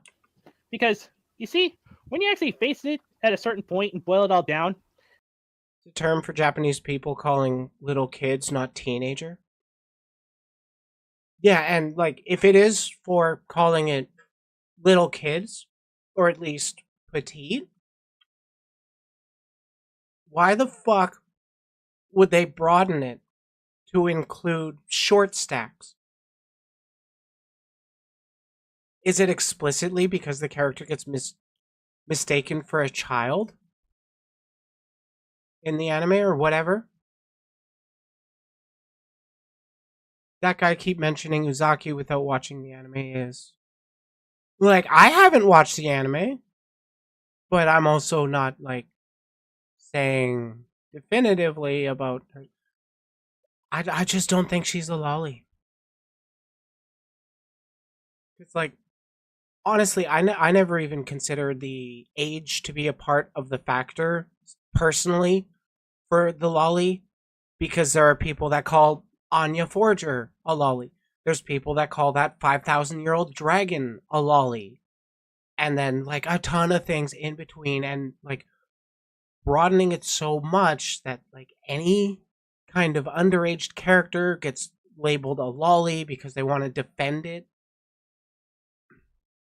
Like I've seen lolly defenders that are like, you called lolly pedophilia, but you have Sailor Moon in your likes, not even a sexual picture. And it's like, she's a lolly and you like that, so you're a hypocrite. Your likes are public. It's like, oh my god, that's so dumb. Because like, I can say I hate Lolicon. I don't want to fucking see it. I don't want to see the art. I can also say Reflect by Gargura is a legit bop of a song. Go listen to it. That doesn't make me a hypocrite. The hypocrisy would be if you're saying Lolicon is 100% pedo and anyone who likes it is a pedo, and then they actually have that explicit art in their likes. That would be just, well, that would be a self-report. Appearance of that specific look in normal life is what is called lolly if we talked about anime terms. Okay, so petite, right? God, this is so vague. I'd much rather discuss it one-on-one with somebody that's like actively wanting to defend it. People just don't have any like context of actually understanding what's a fictional character and what's a real person. Mm-hmm. Especially, another thing I really want to bring up is how freaking actual CP enthusiasts actually say freaking lolicons are actually pedophiles because they're actually secretly trying to discourse, their own insecurities, like EDP 445, for instance. And what? Source? Freaking lolicons are actually pedophiles because they're actually secretly trying to discourse, their own insecurities, like EDP 445, for instance. And how who? Just bringing up some random person in your debate that you don't like? Legal Lolly is born after they got criticism by media in Japan. What I explained before, they just added age factors for that. Oh, okay. He actually went after Chris Tyson after, Chris actually became transgender. And, Chris actually had, one of... What pronouns are you going to use for Chris? Chadman's original works, actually on his mantle. And how they say freaking lollies actually makes you transgender. What? No, that's not what they fucking said. Oh my god, I covered this in a Rev video before. No, I do think there was some likes of, or like there was some Shadman enjoyed art by Chris Tyson. But, what was it? The people that were saying that liking it made you transgender were the same people that are saying we're putting chemicals in the water to make the fucking frogs gay. So take their word with a grain of salt. Just saying. 30 plus age. bang now, you're adult with kids appearance, now it's legal, now it's safe to showcase around the anime or TV. I mean, there are people that do exist with that, and like representation does matter. But holy shit, it is so prevalent. These guys are pretty far right, aren't they? All three of them are. Oh shit. Oh yeah. Fuck, what was I going to say about now it's legal, now it's safe to showcase in anime and TV? Like, there is something to be said about representation for underserved body types. There is another thing to be said about making it so common and mainstream. Like, there are. I do find it sus when there are. I don't have any explicit. What's it? I don't have any explicit examples off the top of my head, but like in regards to like what Digital Overlord was bringing up earlier, the popsicle sucking stuff, these suggestive scenes, that's not explicitly pedophilia, but it's from what I see, it's like the equivalent of holding your finger in front of somebody's nose, like a centimeter away, going, "I'm not touching you. I'm not touching you." It's like some people are explicitly making non-fiction, factor fiction, making fictional art of underage characters specifically because they're underage. Not everybody does this, but it does at least seem like such a current trend, a popular trend that honestly could be culturally shifted out. I think we could do without it. Said kid eating banana is equivalent to hentai. Yeah, that stuff. That shitty puritanical take. Remember that he did say that. That was very weird, especially coming from him because we all know about his history. he is not one to talk. Well, not at all. Well, what about? Well, actually, Dante, if I could actually just chime in for one more small plug. What about Dr. Pizza, for instance? What about who?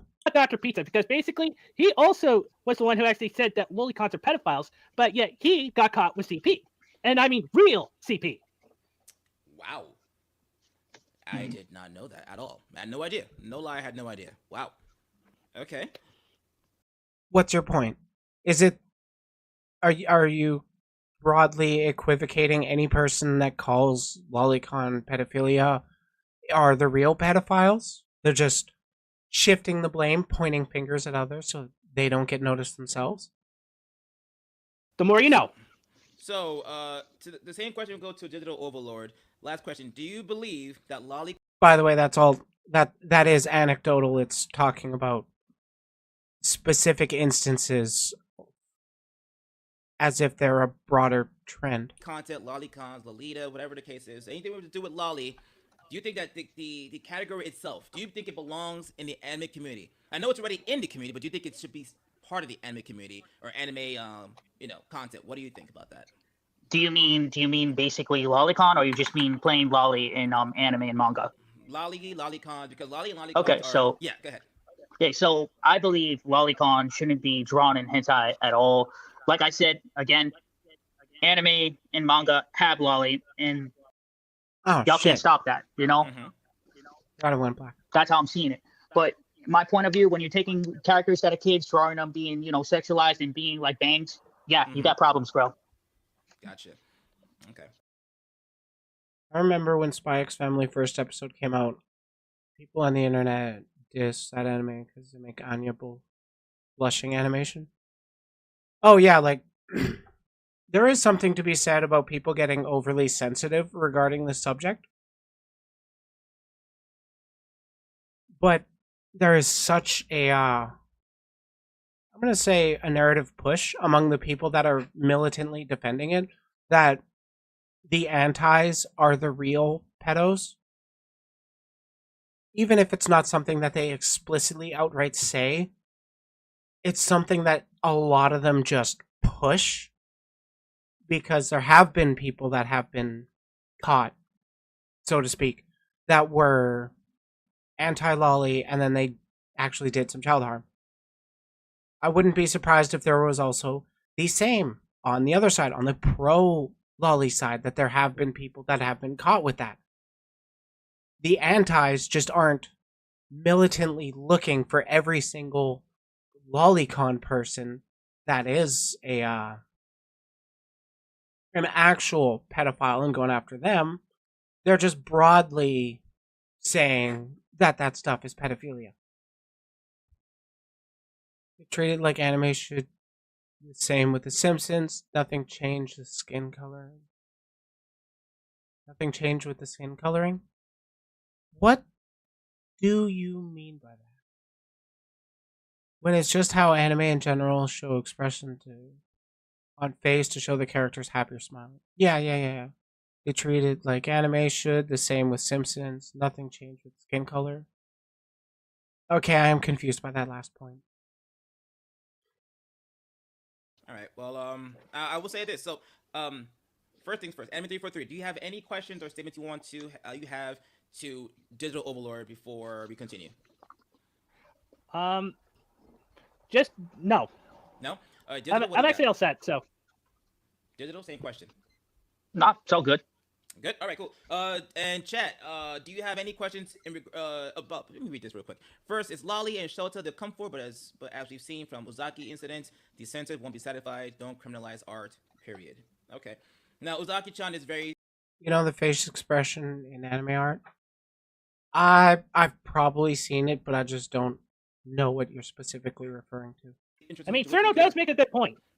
I agree. Lolly, Uzaki, I don't think she's a Lolly, but they definitely do comfort because she's a short stack. She is obviously an adult. She's about 20 or 19 years old. She's in college.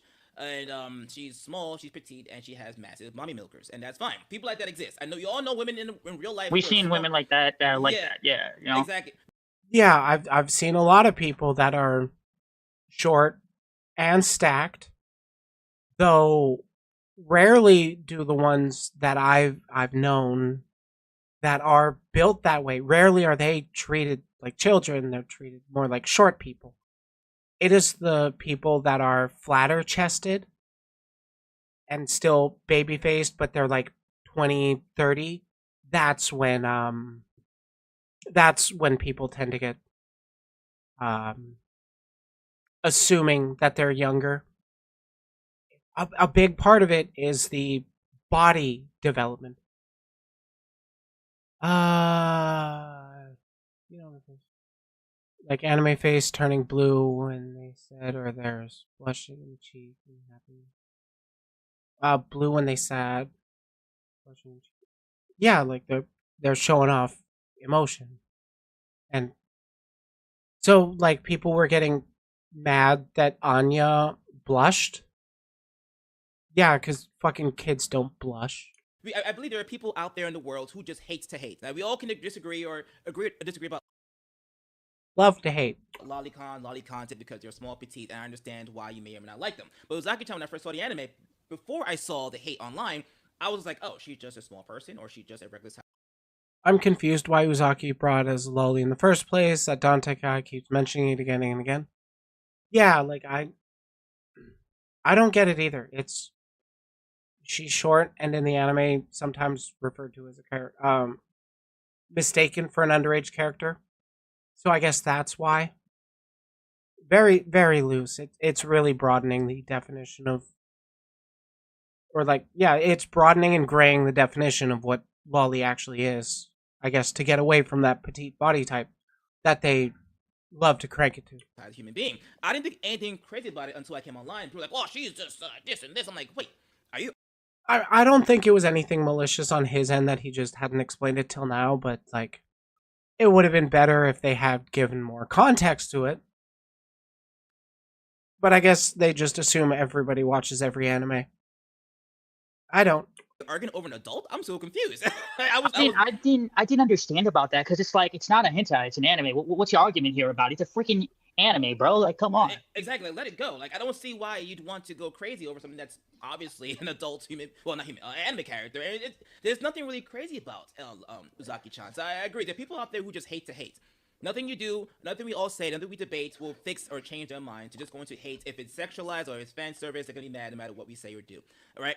Now, in regards to lollies and Shota, I can understand why people may have some kind of hesitant in regards to liking the content. But with that being I can also see where a lot of people are mad about lolly and shota hentai, given that there is a legitimate problem with CSA in the US, and there is a ton of people that just don't worry about it. It's not real. Who cares how you actually feel about it? What the effect of that has on some individuals. Don't worry about it, because a lot of anti-lollies end up or not a lot of, but anecdotally, there's more anti-lollies that get caught as pedos, so they're the real pedos, and that's what gets pushed. And oh god, I hate this. I hate this debate. said, people are allowed to like it. People are allowed to despise it for whatever reason. Super chat. Thank you for the super chat once again. You guys are freaking awesome. Thank you for showing out today. There are far more examples of worthless animals gunning after lollies end up being pedo. That's true. There have been people who I've seen it a few times where people who are anti-lolly who come out as being actual real life, like Anime 343 said, real life predators. And there are people who come out in opposition of lolly content on Twitter who in their likes have a bunch of lolly characters they just like, and they're liking underage girls in anime. It's like, wait, hold up, you can't tell me you dislike lolly. And hey, guys, don't worry. I'm a centrist here, but your likes are public. The debate is literally, you must be the offender because you're calling me an offender. That's what their argument there is, yeah. You are an activist, but if I go to your likes, there's lollies there, there's Shota there, there's underage girls there. Like, wait, what? So, what is it? Do you like it or you don't like it? It's a weird thing in the anime community, and I don't like it. If you're not gonna like it, stand your ground. Okay, I respect somebody who stands. Yeah, I will agree with that. If you're gonna say that you don't like it, stick to that. But I would say that there are some people that have just like posted lolly is pedo just to get the clicks, get the engagement on Twitter. I mean, I would say that it's not entirely incorrect to call it that. It's hyperbolic. You should really see the second debate that Mr. Anime had against. That was a top-notch debate about lollies. Honestly, I'd rather have Mr. Anime on stream just to talk to me. I'd rather talk to him directly. Because, like, this dude is arguing for, normalizing Lolicon, but he also says that the queer movement are the ones sexualizing kids. Admittedly, he only brought that up the once, but, like, I don't see him as a good faith actor when he brings that one up. Answer ground says, I don't like it. I'll never like it. I hate it. It is what it is. Rather than you saying it for a clout and then ending up being like, oh well, it's not that bad. No, it's you're you're a hypocrite. Absolutely, you're a freaking hypocrite. There's no ifs, ands, or buts about it. You're a hypocrite. Okay. Now, yeah, that does make them a hypocrite to say that this is terrible, you shouldn't do it, and then, having it in their likes. So, I would like to add to the record that hypocrisy is pushed as, like, one of the worst things that people can be. I mean, we've literally, on this channel, covered a video where Rev had said that the worst thing you can be is a hypocrite. I don't know how sincere he was with that, but he was sincere enough that people have been running with it. They don't actually care. I'm gonna be honest, the term anti immediately makes me sus now, haha. Oh yeah, like, if you're coming out against anti whatever, I'm starting to get a little more sus about that. Time to go? Oh, okay, thanks for stopping by. I've really enjoyed your input here. Have a good time zone. I'm not sure where you are. real quick, I do want to share something with you guys because I've had this come up a few times, and I want to know you guys' thoughts. Yeah, I kind of think being a pedophile is worse than being a hypocrite. I also think Advocating genocide is worse than being a hypocrite. Just a couple things off the top of my head. Thoughts about this? A character from Cyberpunk Edgerunners, Rebecca. There's hell yeah, she's freaking waifu material, baby. There's discourse all over the internet, whether she is lolly or not, and I've brought up this argument multiple times. Right now, there is video, and I've shared this also, of the creators of the show saying that she is lolly. Now, I'm going to show it to you guys, and let me know your thoughts. Do you guys think that she is lolly? Even after hearing what they had to say. Let's go. I was one of the people on the creative team to actually vote Rebecca out of the original cast during pre-production. Because what happened was that CD Projekt Red first got the character design for Rebecca, and they were like, she's a lowly. Lowlies don't exist in Night City. It doesn't fit Cyberpunk 2077 aesthetic. But Sugar was like, no, the lowly must stay. All right, so you see that, you heard that. Now, I don't know if you've seen the anime, Cyberpunk Edgerunner. I've seen the anime. Yeah, Basically Rebecca from Cyberpunk.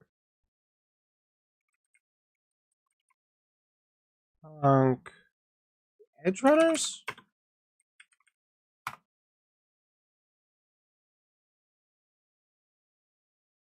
Now, where's a decent picture that's not going to get me in trouble?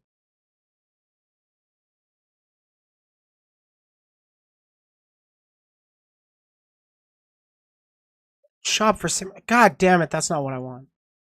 I'll go with this one. Because it's not like a bikini pic. And you can kind of tell that she doesn't have a lot of in the chest area. She is what I would consider a lolly.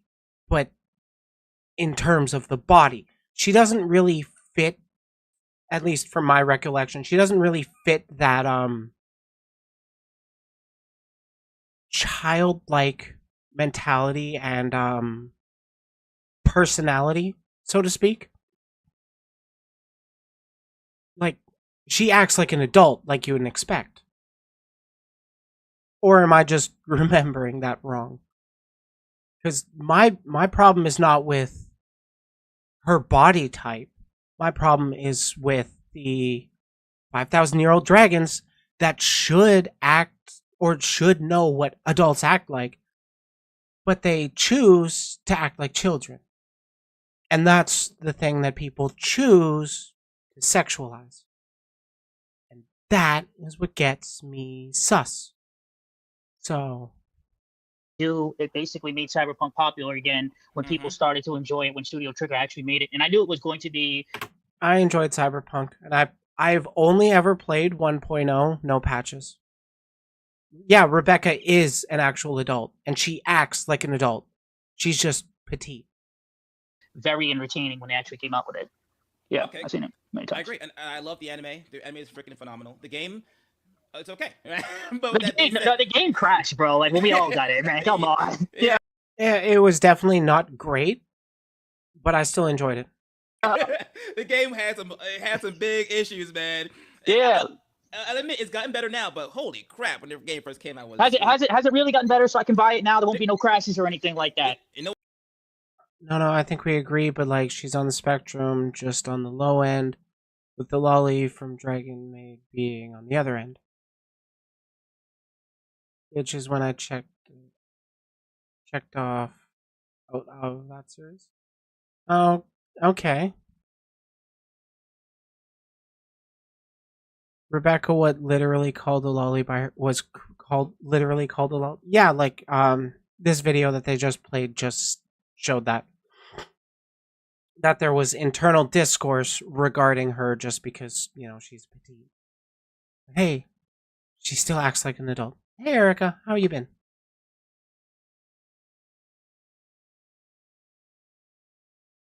Of adults in childlike bodies. I mean, yeah. I think we're on the same page, Becca.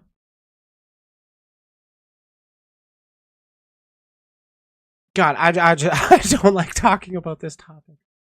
At least not secondhand. I want to actually talk with a pro lolly defender, like one of the adamant ones. Like, fuck, I want to talk to Mr. Anime. Well, I ain't gonna lie, it has gotten better. I'll admit to that. I say try it out. If you have an Xbox, I think it's on Game Pass. I do say check it out. But Now with that being said, do you think that she is a lowly character? Yes. I mean, I It's hard guess to I mean talk I guess positively. I Yeah, guess she is, but at the same time, it's like Lolly is a short, petite female body type that is cute. Yep, and Shota is the male version. is the main character doing anything sus with her? No.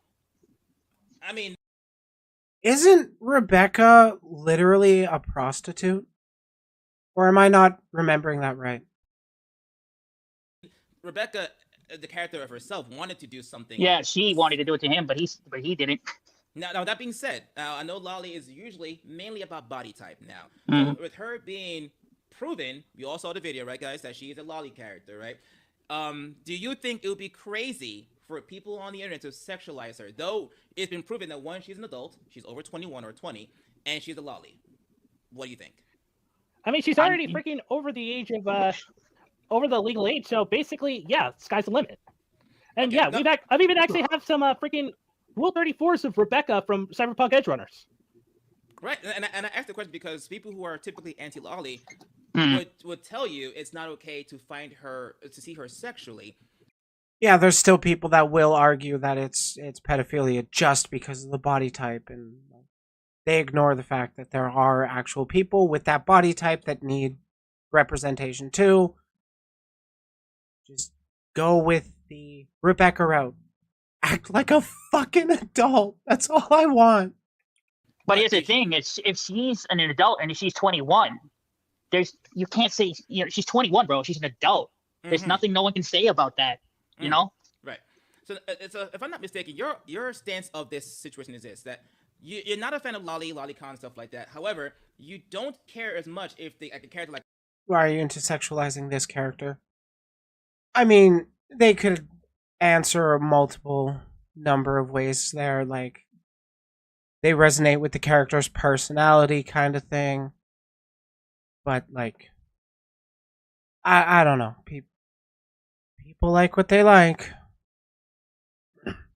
And I'm just not I'm not on board with censoring art no matter how much I like it or dislike it. So that argument works for the 6,000-year-old demon. What? I think the better response is okay. You know how a lot of lolly defenders will say that you're calling how is 21 fine but 6,000-year-old not fine, huh? Oh, no, what I mean, like with the 6,000-year-old dragon or demon or whatever, they're typically acting like a child. Like, they're more or less indistinguishable from children, at least in terms of character personality display, I guess. Like, fuck, what's that dragon maid Kana? That little tiny one where she's like literally 5,000 dragon? But she's always got a pacifier in her mouth. I've seen her in like a high chair kind of thing. And it's like, what? So it's a 6,000-year-old character engaging in age play constantly, which is sus. They said she was 21, so that's totally fine, though they didn't care about behavior. You guys on the video. Yeah. Like, this guy here is defending it, this guy is attacking it, and this guy is both sidesing it while defending it. Kana's form is because she's childish behavior, but is also the same age of Toru. Yeah, like, wait, the dragon's form is because of her behavior? So, like, she could pick? Or maybe it's just something weird. Like, I've never actually watched the anime. I've just seen GIFs and stuff. So maybe I didn't actually see a pacifier. I'm just, my anti-biases and stuff. Again, I haven't seen it, but I've seen what looks like treating her like a child in that. So I get the idea that that's how she acts. And like if she does have childish behavior, I'd rather not see those kinds of characters sexualized. You just can't stop them, and it's not illegal, nor should you make art illegal.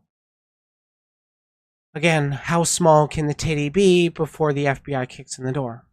You can't make that definition. We're talking about childish character acting like a child, but at one point they called her 6,000-year-old, and that's pretty much it. Yeah, acts like a child, has proportions of a child, but is 6,000-year-old dragon. So it's okay. Which I am more okay with people sexualizing Rebecca than I am with people sexualizing Kana. I would say it's subjective. Rebecca, who's obviously an adult, you're like, listen, she's an adult. She looks like she's obviously she's a short stack, but she's not a child, obviously, and she acts like she is an adult because she curses, she's shooting guns, she's Yeah, yeah. That is a cop out. What do you mean? For me, it's the behavior. I'm not okay with Kana because she's acting like a child, which is what I'd like to avoid with the characters that I want to fuck. But Rebecca acts like an adult, so I could put aside my issues with petite body types to enjoy time with her, hypothetically. That's what I'm saying. Because, like, if the character is acting like a child, I'm not going to see them as something other than I would not treat them as something other than a child. Again, I haven't actually seen that Dragon Maid. It was just something I brought up because, like, I'm thinking 6,000-year-old dragon stereotype.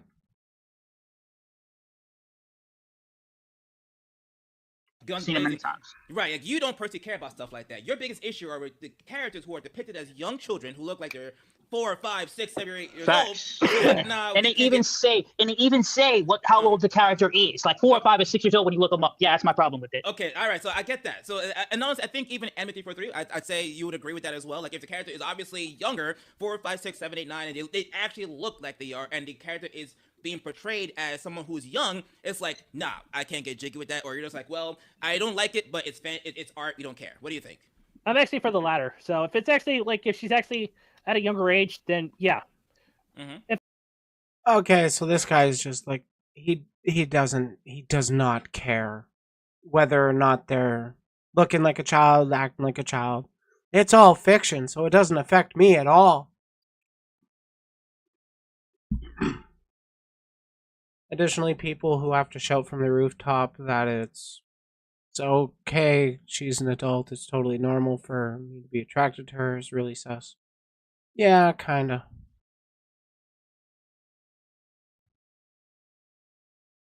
One is child at heart but doesn't act like child. How would that work? This was actually kind of, or Marina, that was kind of covered in my video learning about that trope, where I went over a Depressed Nosagi video regarding the lolly trope among VTubers. And there is like the naivety aspect where it can be seen as child at heart but not necessarily childlike.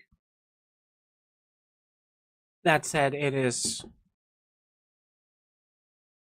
at the very least sus. Especially, yeah, Becca, for the people that proclaim loudly it's okay because it's not real. If it there are certain things that I don't like. What about Pan from Dragon Ball? Master Anime have no problem of liking said content of that character, plus many more on Twitter. In my honest opinion, he's a P in the making, and he wrote a fan fiction.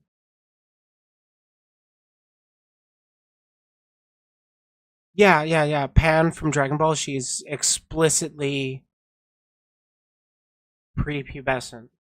Or super early in it, she's explicitly a minor and very, very sus to want to lewd. Yeah, they did mention Cyber Ninja. They did mention the fanfic earlier, but I haven't read it. I have no idea about it. It just sounds super duper sus. But I'm not gonna like. Because like, what kind of person would want to write that kind of fanfic? Like, why would anyone want to write a fanfic about an underage character? Why would people want to explicitly lewd young characters? Oh, it's not actually harming children. Just why do they want to do it? I'm not gonna knock people for actually freaking not liking it. So basically, if you actually want to get your rocks off, which goes to saying number 3, embrace your degeneracy. As long as it's legal, does not harm you or anyone else. So let me ask you this question. Do you consider like a redo of Healer, right? We know it's all mature audiences only, right? But get this. Shouldn't that actually, well, do you consider it maybe a softcore hentai or no? Well, basically, it's borderline. So basically, even though they don't show the genitalia, but they do actually have a lot of sex in it. But it's supposed to help with the level capping for like certain abilities. Okay, so the question. What? Level capping with certain abilities? Because it's softcore hentai? Also, it would have to do a lot with what are the emotions trying to be evoked from the thing? Is it explicitly about the plap plap plap material? That's closer to pornography, hentai. Is it more about the characters? That's closer to art. I read the synopsis. I am not watching it. Wait, what?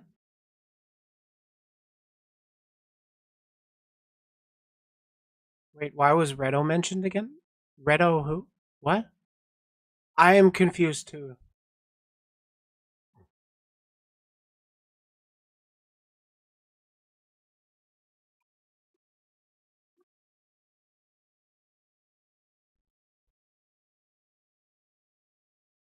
Yeah, I'm totally blanking. What are you what are you guys talking about?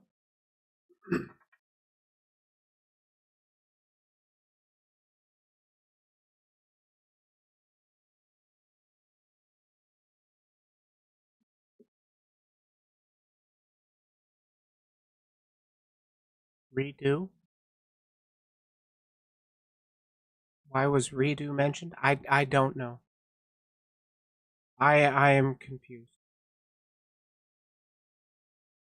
The fan fiction is about a 7-year-old girl in teenage and high school doing these acts. Plus, I found it weird that he went in full detail about. Yeah, why would somebody want to create such fan fiction? That's the anime they're talking about? Wait, I am confused. Even though they don't show the genitalia, but they do actually have a lot of sex in it. But it's supposed to help with the level capping for like certain abilities. Okay, so the question was, do you think it's softcore hentai or not? Which I think it is. Like, I think that is as long as with Worlds, not Worlds and Harem, and the other one was Harem in the Labyrinth of Another World. I think that's that one is softcore hentai too. Yeah, softcore hentai. I'm not saying I hate it. I love these. No, shows. no. I'm just saying that they are softcore hentai. That's what these are. Or Ishizoku reviewers, for instance. Right. Let's see. Chat. It says yes. It's softcore hentai. They don't really show genitals. Nobody really consider it hard. Yeah, exactly. It's not hardcore. You agree with that? It's not hardcore. It's not hardcore. No, not at all. There's no genitals being. Yeah, there's a difference between hardcore and softcore. But yeah, I don't know anything about redo.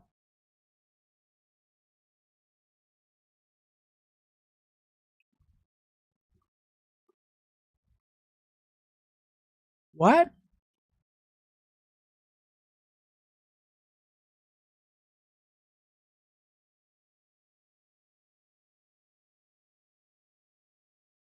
I am so confused. They don't even show nipples or nothing. They just show like you have to just use your imagination at some point, but you know what's happening. But it's like we can really tell what's happening. So it's softcore hentai. That's why if you watch the videos on my channel, I say certain animes which I do love. I mean, I'm the king of fan service, but some of them should be on a site where you could watch it and not have to worry about heavy censorship. Like certain animes like Well, Regal Healer should not be on Crunchyroll. I'll explain that, right? So I understand why Crunchyroll does that and a lot of stuff where it's like if you want to go out and buy the real version, that's what they want you to do. They want you to continue to still buy physical copies. Yeah, They just DVDs, watch right. it on exactly Blu-rays. Exactly. That's true. Guys in the chat, we're done with the questions, and these guys are gentlemen. They answered the question. They did go back and forth a little bit, and I respect them being as respectful as possible. So, 2 things before we log off for the day. 3 things. 1, great Q&A, great debate. That's 1. And 2, do you guys have anything you want to say to each other before we conclude the debate? Yes, no? What do you guys got? Basically, there's something I wanted to share before we actually end this. This is actually I wanted to actually share a clip from Moist Critical. Okay. Do you want me to? What do you want me to do? Pull it up. Because basically, I just shared it in the chat. Okay. This is actually something that I actually really have to agree with Charlie on, because Moist Critical is actually I wonder what Moist Critical has to say on this subject. I don't think I've ever seen a take out of what's his name, Charlie. I've never seen any of his Lolicon takes. I wonder if people will mention Big Mouth. I don't know. So far, they haven't. They've just mentioned that there have just been complete defenses for doesn't matter the age of characters, sexualize them all you want because they're fictional, not real. By the way, also the queer movement is sexualizing kids. That's the real problem they're going after. They want to go after. They've talked about the queer movement. They've talked about sending links to organizations that help kids get away from abusive situations. But they don't talk about, so far they haven't really talked about the big things about what would actually minimize child harm. And I want to see if they ever talk about it before I actually get into it. And by the way, the big things would be, addressing the Catholic Church, as well as providing sexual education for people. That does massive. So basically, yeah. So is it this? Right there. Okay. Yes. And is it in regards to cuties? Yeah, he does bring up anime. He does bring up the point of lolis though, but he actually said, "Why don't you just go ahead and check it out?" All right, we'll watch a little bit of it and see what we got here. All right, so let's go. To describe how fucking baffled I am that anyone defends this movie. The fact that this has an 89% on Rotten Tomatoes tells me that everyone that left out a positive review needs to be investigated ASAP. Fucking Jeffrey Epstein's ghost has come back from the grave to pay reviewers or something to give this positive reviews. I don't get it. I mean, I'm a trans folk that's an anti, but I'm a little more reasonable than the typical antis. Possible definitions. This movie is an entire movie sexualizing children. This is actually, I understand that in the point of regards the movie to is supposed to cuties. make you uncomfortable with the subject matter of kids being sexualized. It's supposed to speak out against how it's a terrible thing, but it's so poorly conveyed that they've just ended up making a movie that hypersexualizes kids. There's so much ass shaking, so much ass touching from the girls, ass slapping, and it's just fucking disgusting. And the camera operator, I don't know who's working the camera for this movie. It must be Dan Schneider, because the camera operator's going up each girl's ass crack, going right up for a colonoscopy. When they spread their legs, he fucking speed runs over there. The camera's they had brought up halfway through the debate that you should focus on the real problems of kids getting sexualized. And it was this dude, Mr. Anime, that had brought it up. And the guy hosting the debate, this dude, was the one that I covered the drag video about. All ages cosplay drag show. If you watch that one. Yeah, and that one said that and Dante here said that an all ages cosplay drag show was pedophilia. So, I don't trust, honestly, I don't trust any of these guys' opinions on all of this stuff. as close as possible. And again, these are actual children actresses. These aren't adults playing kids. These are actual 11, 12-year-olds. They're children. doing these disgusting fucking things. One of the worst ones. Okay, what does this video have to do with Lolicon debate? Because this is about actual kids. We're talking about creepy art. And this is, I can't even believe that this is allowed to be in the movie. There's one of the 11-year-old girls is in a tank top and panties, and then she's getting an... Okay, I want to pause it real quick. Does it have anything to do with lolly content or anything like that? Thank you. I can't believe Dante is the voice of reason here. Oh my god. Just curious. Just keep going, because he's about to bring it up here in a minute. Okay. Exorcism where 5 minutes later, they're throwing water on her, and she's wearing a white shirt. So it's just a fucking wet t-shirt contest where then she breaks out into a fucking twerking frenzy because they've exorcised the demon of ass shaking. So then she's just like fucking twerking madly while fucking being splashed with water. It is unbelievable how anyone will try and defend this movie. Leave it to Twitter. So let me just say something real quick, okay? Yes. Rotten Tomatoes has always been wrong about a lot of things. These are the same people that literally... Yeah, I wouldn't be surprised if this dude watched Cuties really, really closely. Said that new Star Wars movie was good, including the 2016 Ghostbusters film. Rotten Tomatoes is not to be trusted on that score at all, period. Agreed. I'm just going to say, like, all three of these guys are at least reactionary. Some of them might be worse. I totally agree. Rotten Tomatoes has been known to be very biased in regards to their critic score, so I totally agree. Twitter to make pedophilia a political issue. I don't think anyone on any side of the political spectrum should be advocating for a movie like this to exist. It does nothing to speak out against the sexualization of children and only contributes to the problem. Let me show you a review from a YouTuber who watched this movie, and let me show you what their takeaway was. Oh my god, this is a debate reacting to a video react with another. Oh my god, it's just going so deep. My defense is the stature is usually a point of contention. People usually stay away if combined with innocence, whereas an innocent adult or an adult-mannered shorty is given lewd art. Well, Rule 34, everything is going to get sexualized sooner or later. Fucking 9/11 was sexualized. God, I need to have more water. Find the timestamp? Yeah, like, God. The last stuff I saw, this person's super chats, I didn't like them, but I agree here. Find the find the timestamp. We weren't doing the deep reacts, Riley. I know. React content bad. But, like, I'm gonna say this. In my defense, this is an hour and 15, and my video right now is currently 2.5 hours. I've also been playing the video at 1.25 speed this entire time. Holy shit, this is a 2.5 hour video. I fucking hate this topic. And they're pretty hot. What? You know, you can say whatever you want about me. Yeah. It's not my fault. I didn't make them do that. They did that.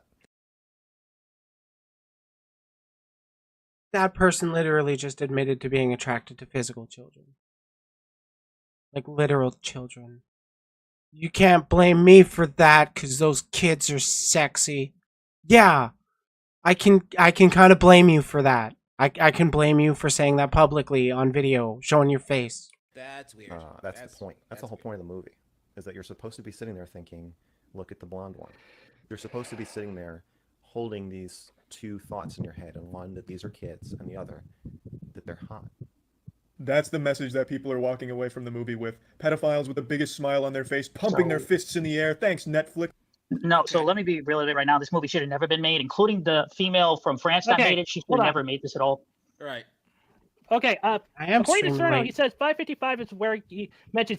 That guy over describing cuties absolutely rubbed one out. Oh, 100%. You can't deny it. Like 12 of them during the first time he saw. Hey, Town Back.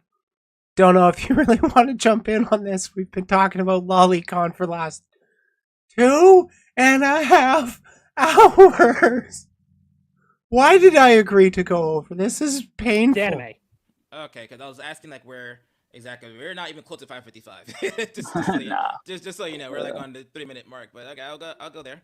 And let's go. Truly fucking abhorrent. And for some fucking reason, Twitter being the cesspool that it is somehow brings anime into this, talking about, well, why is cutie such a big deal when anime has kids being sexualized?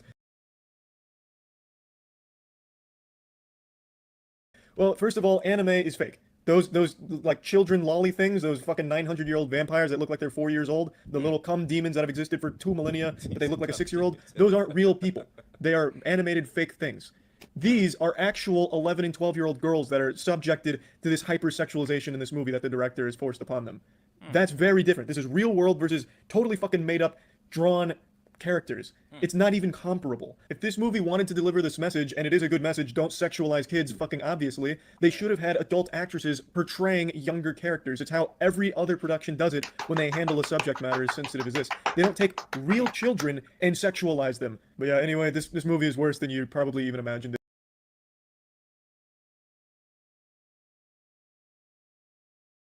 So this video basically had nothing to do with talking about cuties had literally nothing to do with fucking that guy who looks like Asmongold. Wait, Charlie? Moist Critical? Penguins Zero? Or this guy? This guy's been fucking defending it easily. I don't know who is actually a defender and stuff, but what did that actually have to do with it? Besides, here, look at somebody else we can point at is sexualizing children. They could have just jumped to that part. I know, but the dude's... I was fucking joking when I said 5 minutes later, the Lolicon, he looks just like Asmon. Not really. He's a white guy with a beard. Asmon doesn't have long hair. No, the guy in the middle of the screen who looks... Charlie. Moist Critical.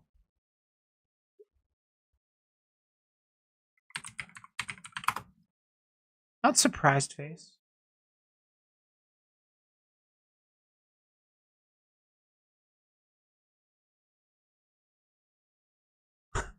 I'm just gonna say, Becca. They're white guys with beards.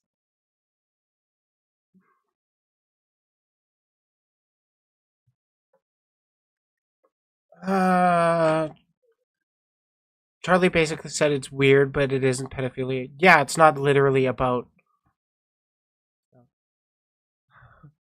It's okay, Becca. I'm not impugning your character.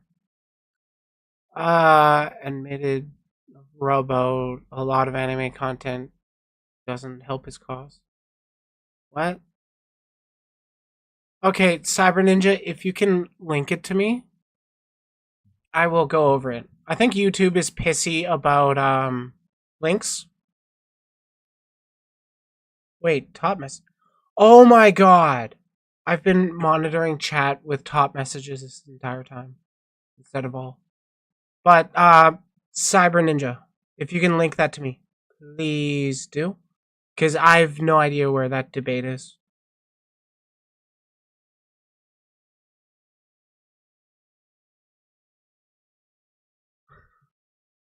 Becca's fine. Asmongold only cuts his hair because he can smell his hair. Yeah, I wouldn't be surprised. Dude makes a lot of money though. It's fucking deplorable. That's about Okay, it. get killed. It's a YouTube channel called The Manic Mechanic. Okay. I will try to remember to look that up. Kill it now, Dante. Oh, I'm gonna drop a like real quick on that. That was interesting.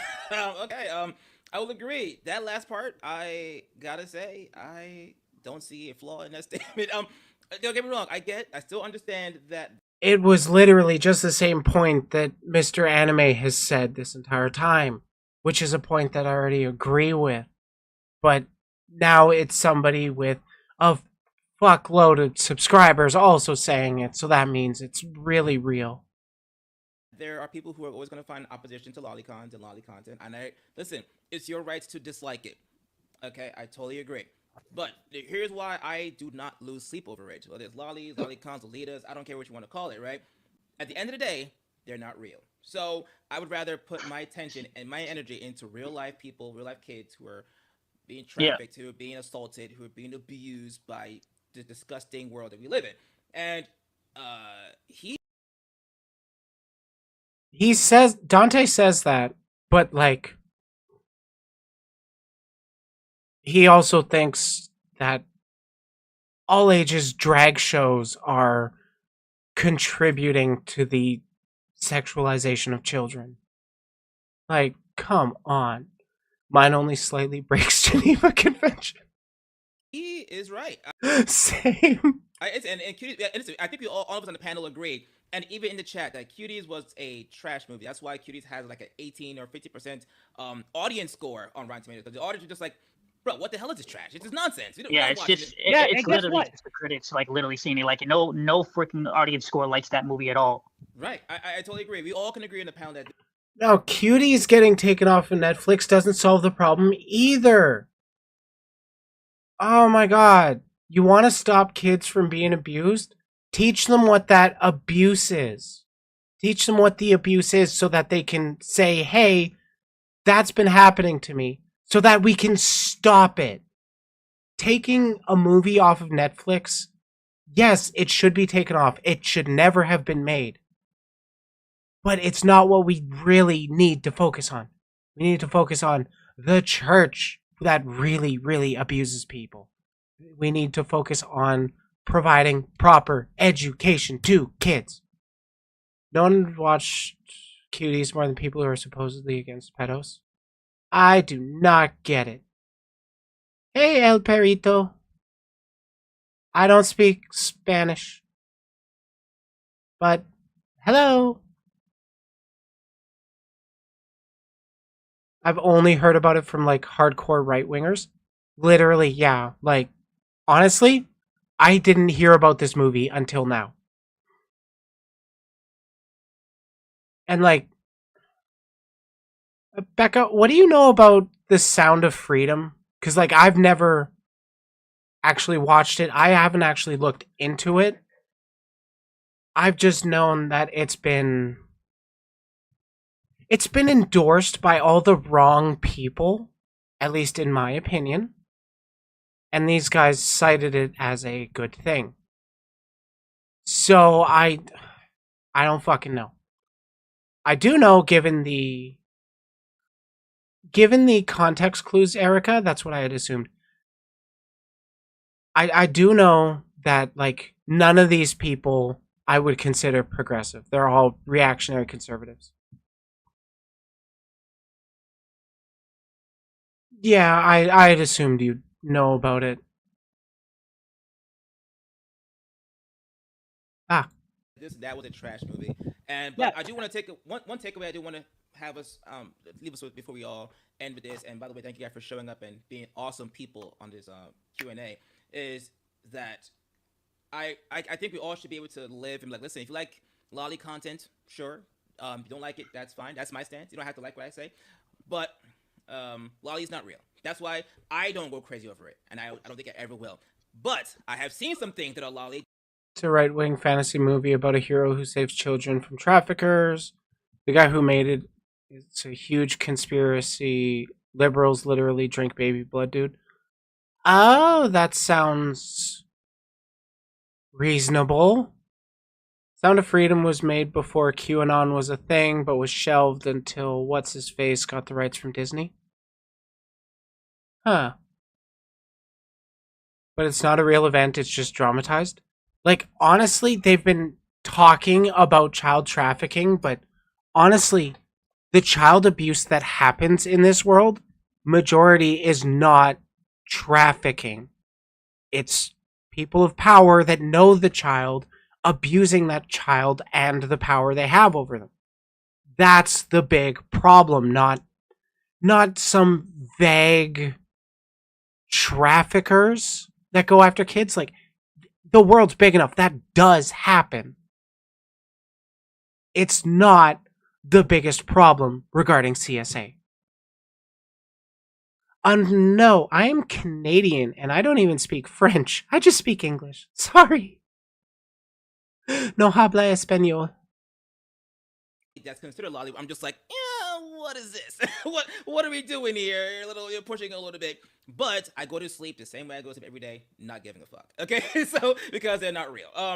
But with that being said, guys, I want to give you guys an opportunity to give your final thoughts, not just to me, but to the people who are watching you guys, because you guys have pulled a great audience. The people in the chat have said you guys are respectful. They like what's going on. Debate sounds great. And me personally, you guys did. I couldn't have asked for anything better. You guys are freaking awesome. So I'm gonna go with Digital Overlord. And by the way, guys, subscribe. Why was Hollywood so desperate to get that movie to fail? Sound of Freedom? I don't think they were desperate to get that movie to fail. They were desperate to try and get that movie off the ground. Didn't they like buy out a bunch of tickets in theaters to bump up the numbers? Or am I thinking of a different movie?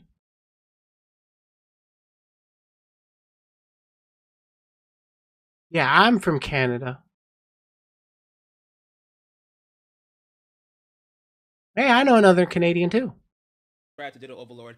Digital, final thoughts. What do you got? Yeah, so basically, like I said before, I mean, everyone's entitled to their opinion. And, at the end of the day, bro, we're going through some real life stuff right now, like in America, with the election coming out. So I suggest for people that don't like you. Yeah, that's what I thought. That's what I thought I had heard. There were people, like, the studio themselves had bought out entire showings and, like, desperately handed out tickets, but then nobody just went and saw it. Yeah, Succubus. Mostly because of the feminine stuff, but yeah, Succubus. Somebody has called me a dragon, but they're a fucking gremlin, so I don't care. Speaking of which, I love you, Vivi. Keep making your videos if you ever see this clip. You know who? Go out there and vote, because I never voted in my entire life, and I'm considering it, But yeah, that's just how I see it, in my opinion. And also, go support The Sound of Freedom. Go see that movie. You'll like it. No. Well, she's gonna need to wait because I'm almost finished. I respect that. You want to know about systemic or epistemic kidnapping problems? Just watch Taken. That is totally documentary. And I did see Sound of Freedom, and I agree with Digital. Guys, I'm not political. You guys know how it gets down this channel. Yeah. The anti-lolly is the one that just said go watch Sound of Freedom, and the both sides debate host just endorsed that. None of that addresses the real problems. But that was a great fucking movie. Go watch it, okay? Go support the movie. I left there stunned, and I was like, why do people hate it so much? And I'm not even political like that, but I was just literally flabbergasted as to why people hate it. If you haven't seen it, go watch it, okay? He's right. Thank you, Digital. Mr. Anime, final thoughts? No problem.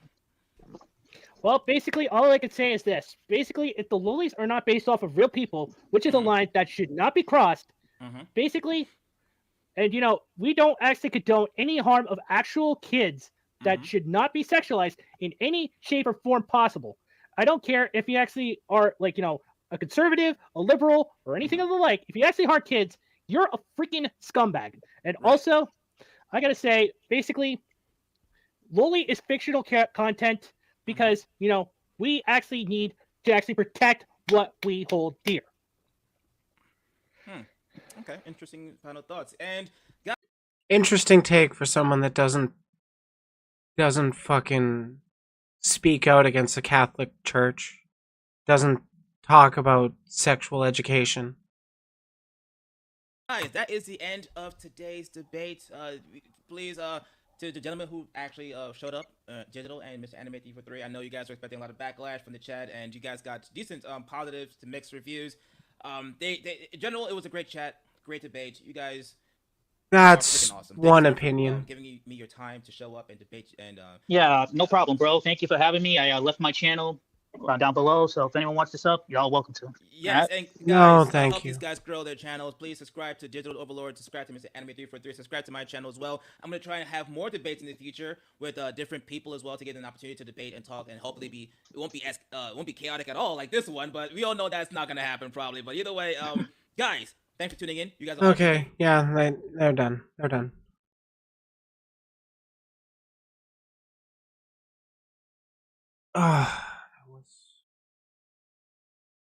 That was so painful.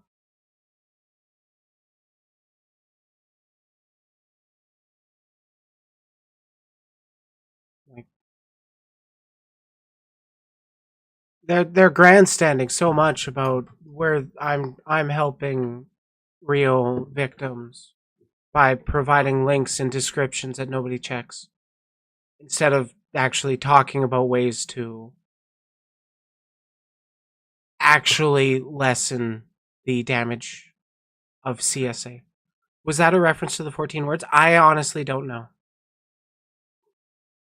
Oh my god, Joe, you stuck around with that. Holy fuck. Yeah, that... Wow. I didn't... I expected it to take a while. I didn't expect it to take me almost 3 goddamn hours to get through an hour and 20 minutes of people talking about art.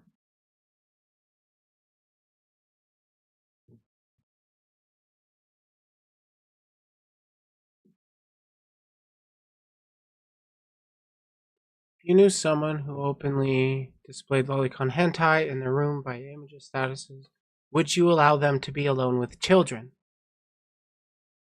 Yeah, that's a good question. Like, I wouldn't... I certainly wouldn't want anybody that has, like, hentai of any size up in their room to watch over kids. But yeah, like, if you ask them that one, they would be like, it'd be pretty on the spot. Would you trust them around kids? Would they make it about the sexual side of things? Would they admit that there's a connection to the media we consume and how we live our lives? We don't really know. Frankly, I don't really want to cover debate review very much. I much rather prefer to just talk about it myself directly with somebody on stream. I wouldn't trust anyone near my child at all, regardless of background. Not alone in a room, just in general. Yeah, like I'd be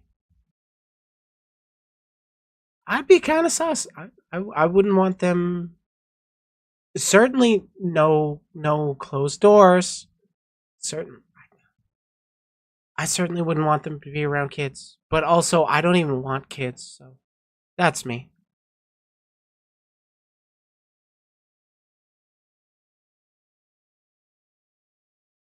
Do you go by Carmesi or El Perito?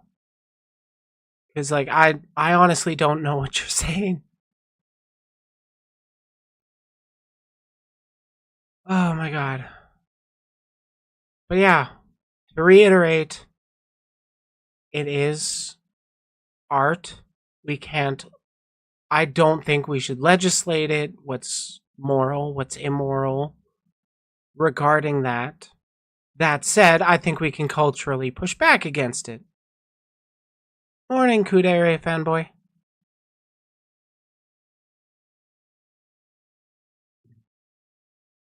I would probably not be friends with someone who is a proud lolicon, to be honest. I wouldn't trust them, or I couldn't trust them.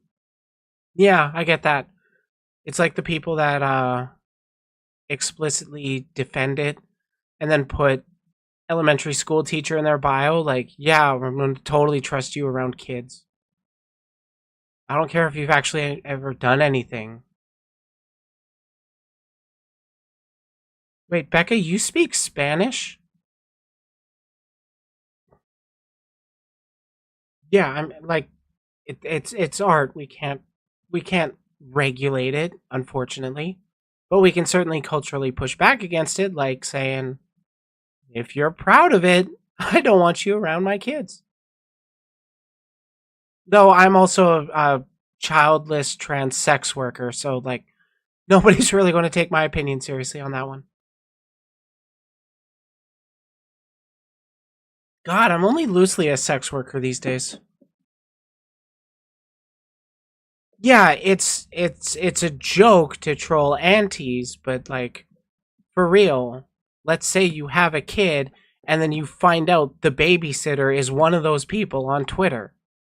Would you actually trust your children around somebody that's like elementary school teacher when they are being called pedos because of the stuff they like?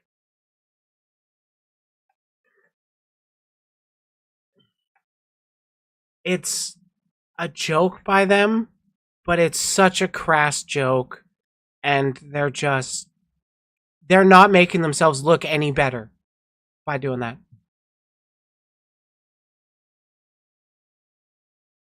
Do you think there's pro-rape people who call people into consensual sex antes? I don't even know about that. How much were your services? $20 a pick. I'll make whatever. As long as it's not specific fetishes that I'm not a fan of. I just haven't really been into making it lately, but I do have quite a bit of art out there already. Not Spanish, Latin? I am so confused. I would prefer if people just spoke English, please.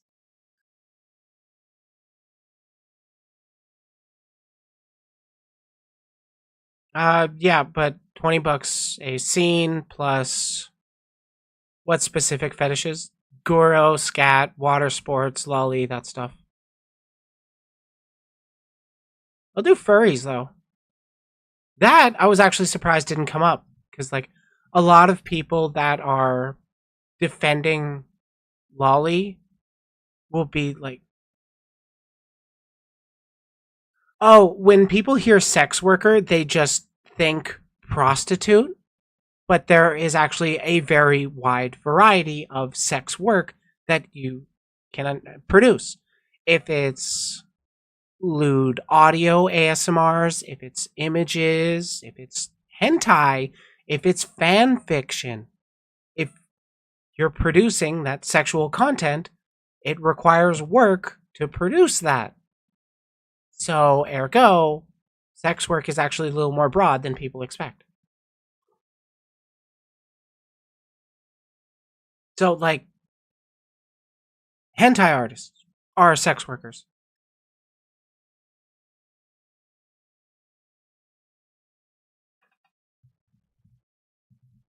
I'm a demon. That's all I will say to that. You can sort of see my wings.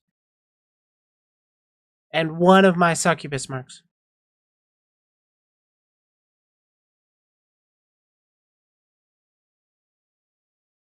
No, I'm not saying that you can't have art of your character because obviously there are, and I am aware this is your body type, Erica, but like there are people that need that representation. I'm just saying that it's explicitly extra sus when people have or use that body type for sexualizing characters that are specifically acting and treated as minors. That's where it becomes a problem. With you, Erica, honestly, you're pretty mature. Yes, I actually have wings and a tail. But frankly, yeah, I might be willing to. I'm not the biggest fan of it, but I understand that there are people that have that body type. And frankly, a lot of lolly VTubers do somewhat get a pass from me because the majority of lolly VTubers, that is their literal body type. There are quite a few. And like, how can I really be... I have another one around the pelvis. It's actually a different mark and has different effect. How can I really be progressive if I don't allow people to have proper representation of their body type? I can't go around body shaming people over it. I can, however, go around shaming the people that are like, this anime character is 6 years old, but I'm going to jack off to it, and it's totally okay because it's only fiction. Nope, it doesn't matter. I will shame those people. But, like, I don't really know any lolly VTubers that explicitly label themselves as, like, underage characters. They just kind of have that aesthetic. Also, yeah, to show off the wings. Wings and a tail.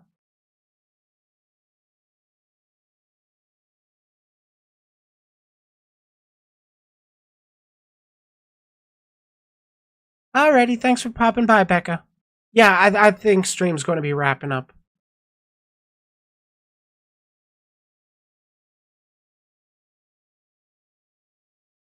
Have a donut that is your gagito?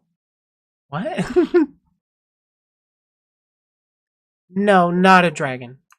Succubus. Sex demon. I have... You know what, I'll end the video with this. Succubus marks, because it gets brought up a few bit. Fair often, but people don't actually recognize that I have multiple. And if you look into my art that I've made, you will be able to see both of my marks.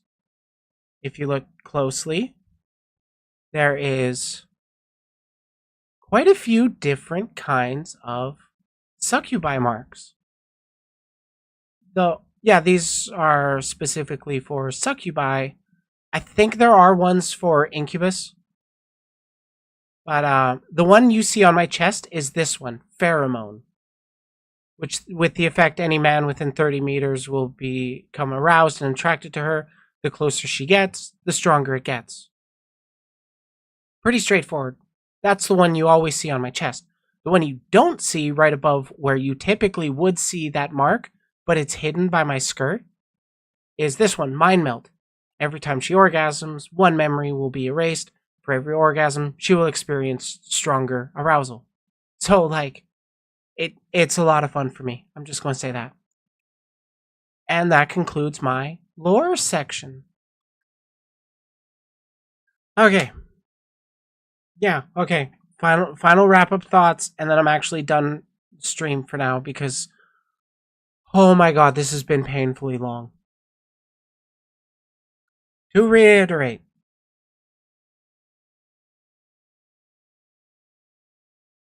posting links in your description doesn't really help much. It's a virtue signal as far as I'm concerned. You're not talking about the broader... You're not talking about the broader solutions of what could actually reduce child abuse in this world.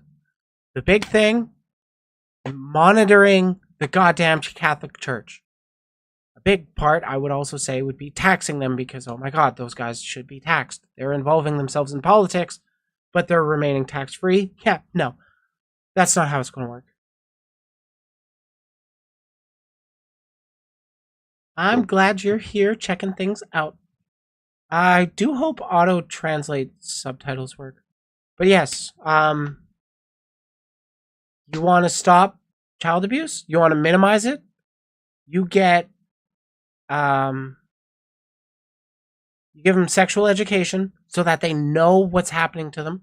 Obviously, you don't go into like the same kind of depth you would go into when talking to an adult. You temper the subject to the age of the person you're teaching. But everybody should know good touch, bad touch, and what consent is in regards of whether or not people can actually touch you. That would be the big thing, not explicitly saying this sex act is a bad thing. No, you talk a little more broadly about the areas and say, if people touch you there, you tell somebody you trust. That's the big thing. That is what'll get more of those cases reported so that they can be arrested and it can stop, ideally. We want to minimize the harm. To minimize the harm, it's not going to be stopped by talking about anime online. Fuck's sakes.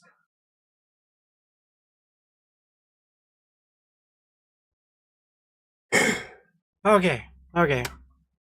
My throat is killing me.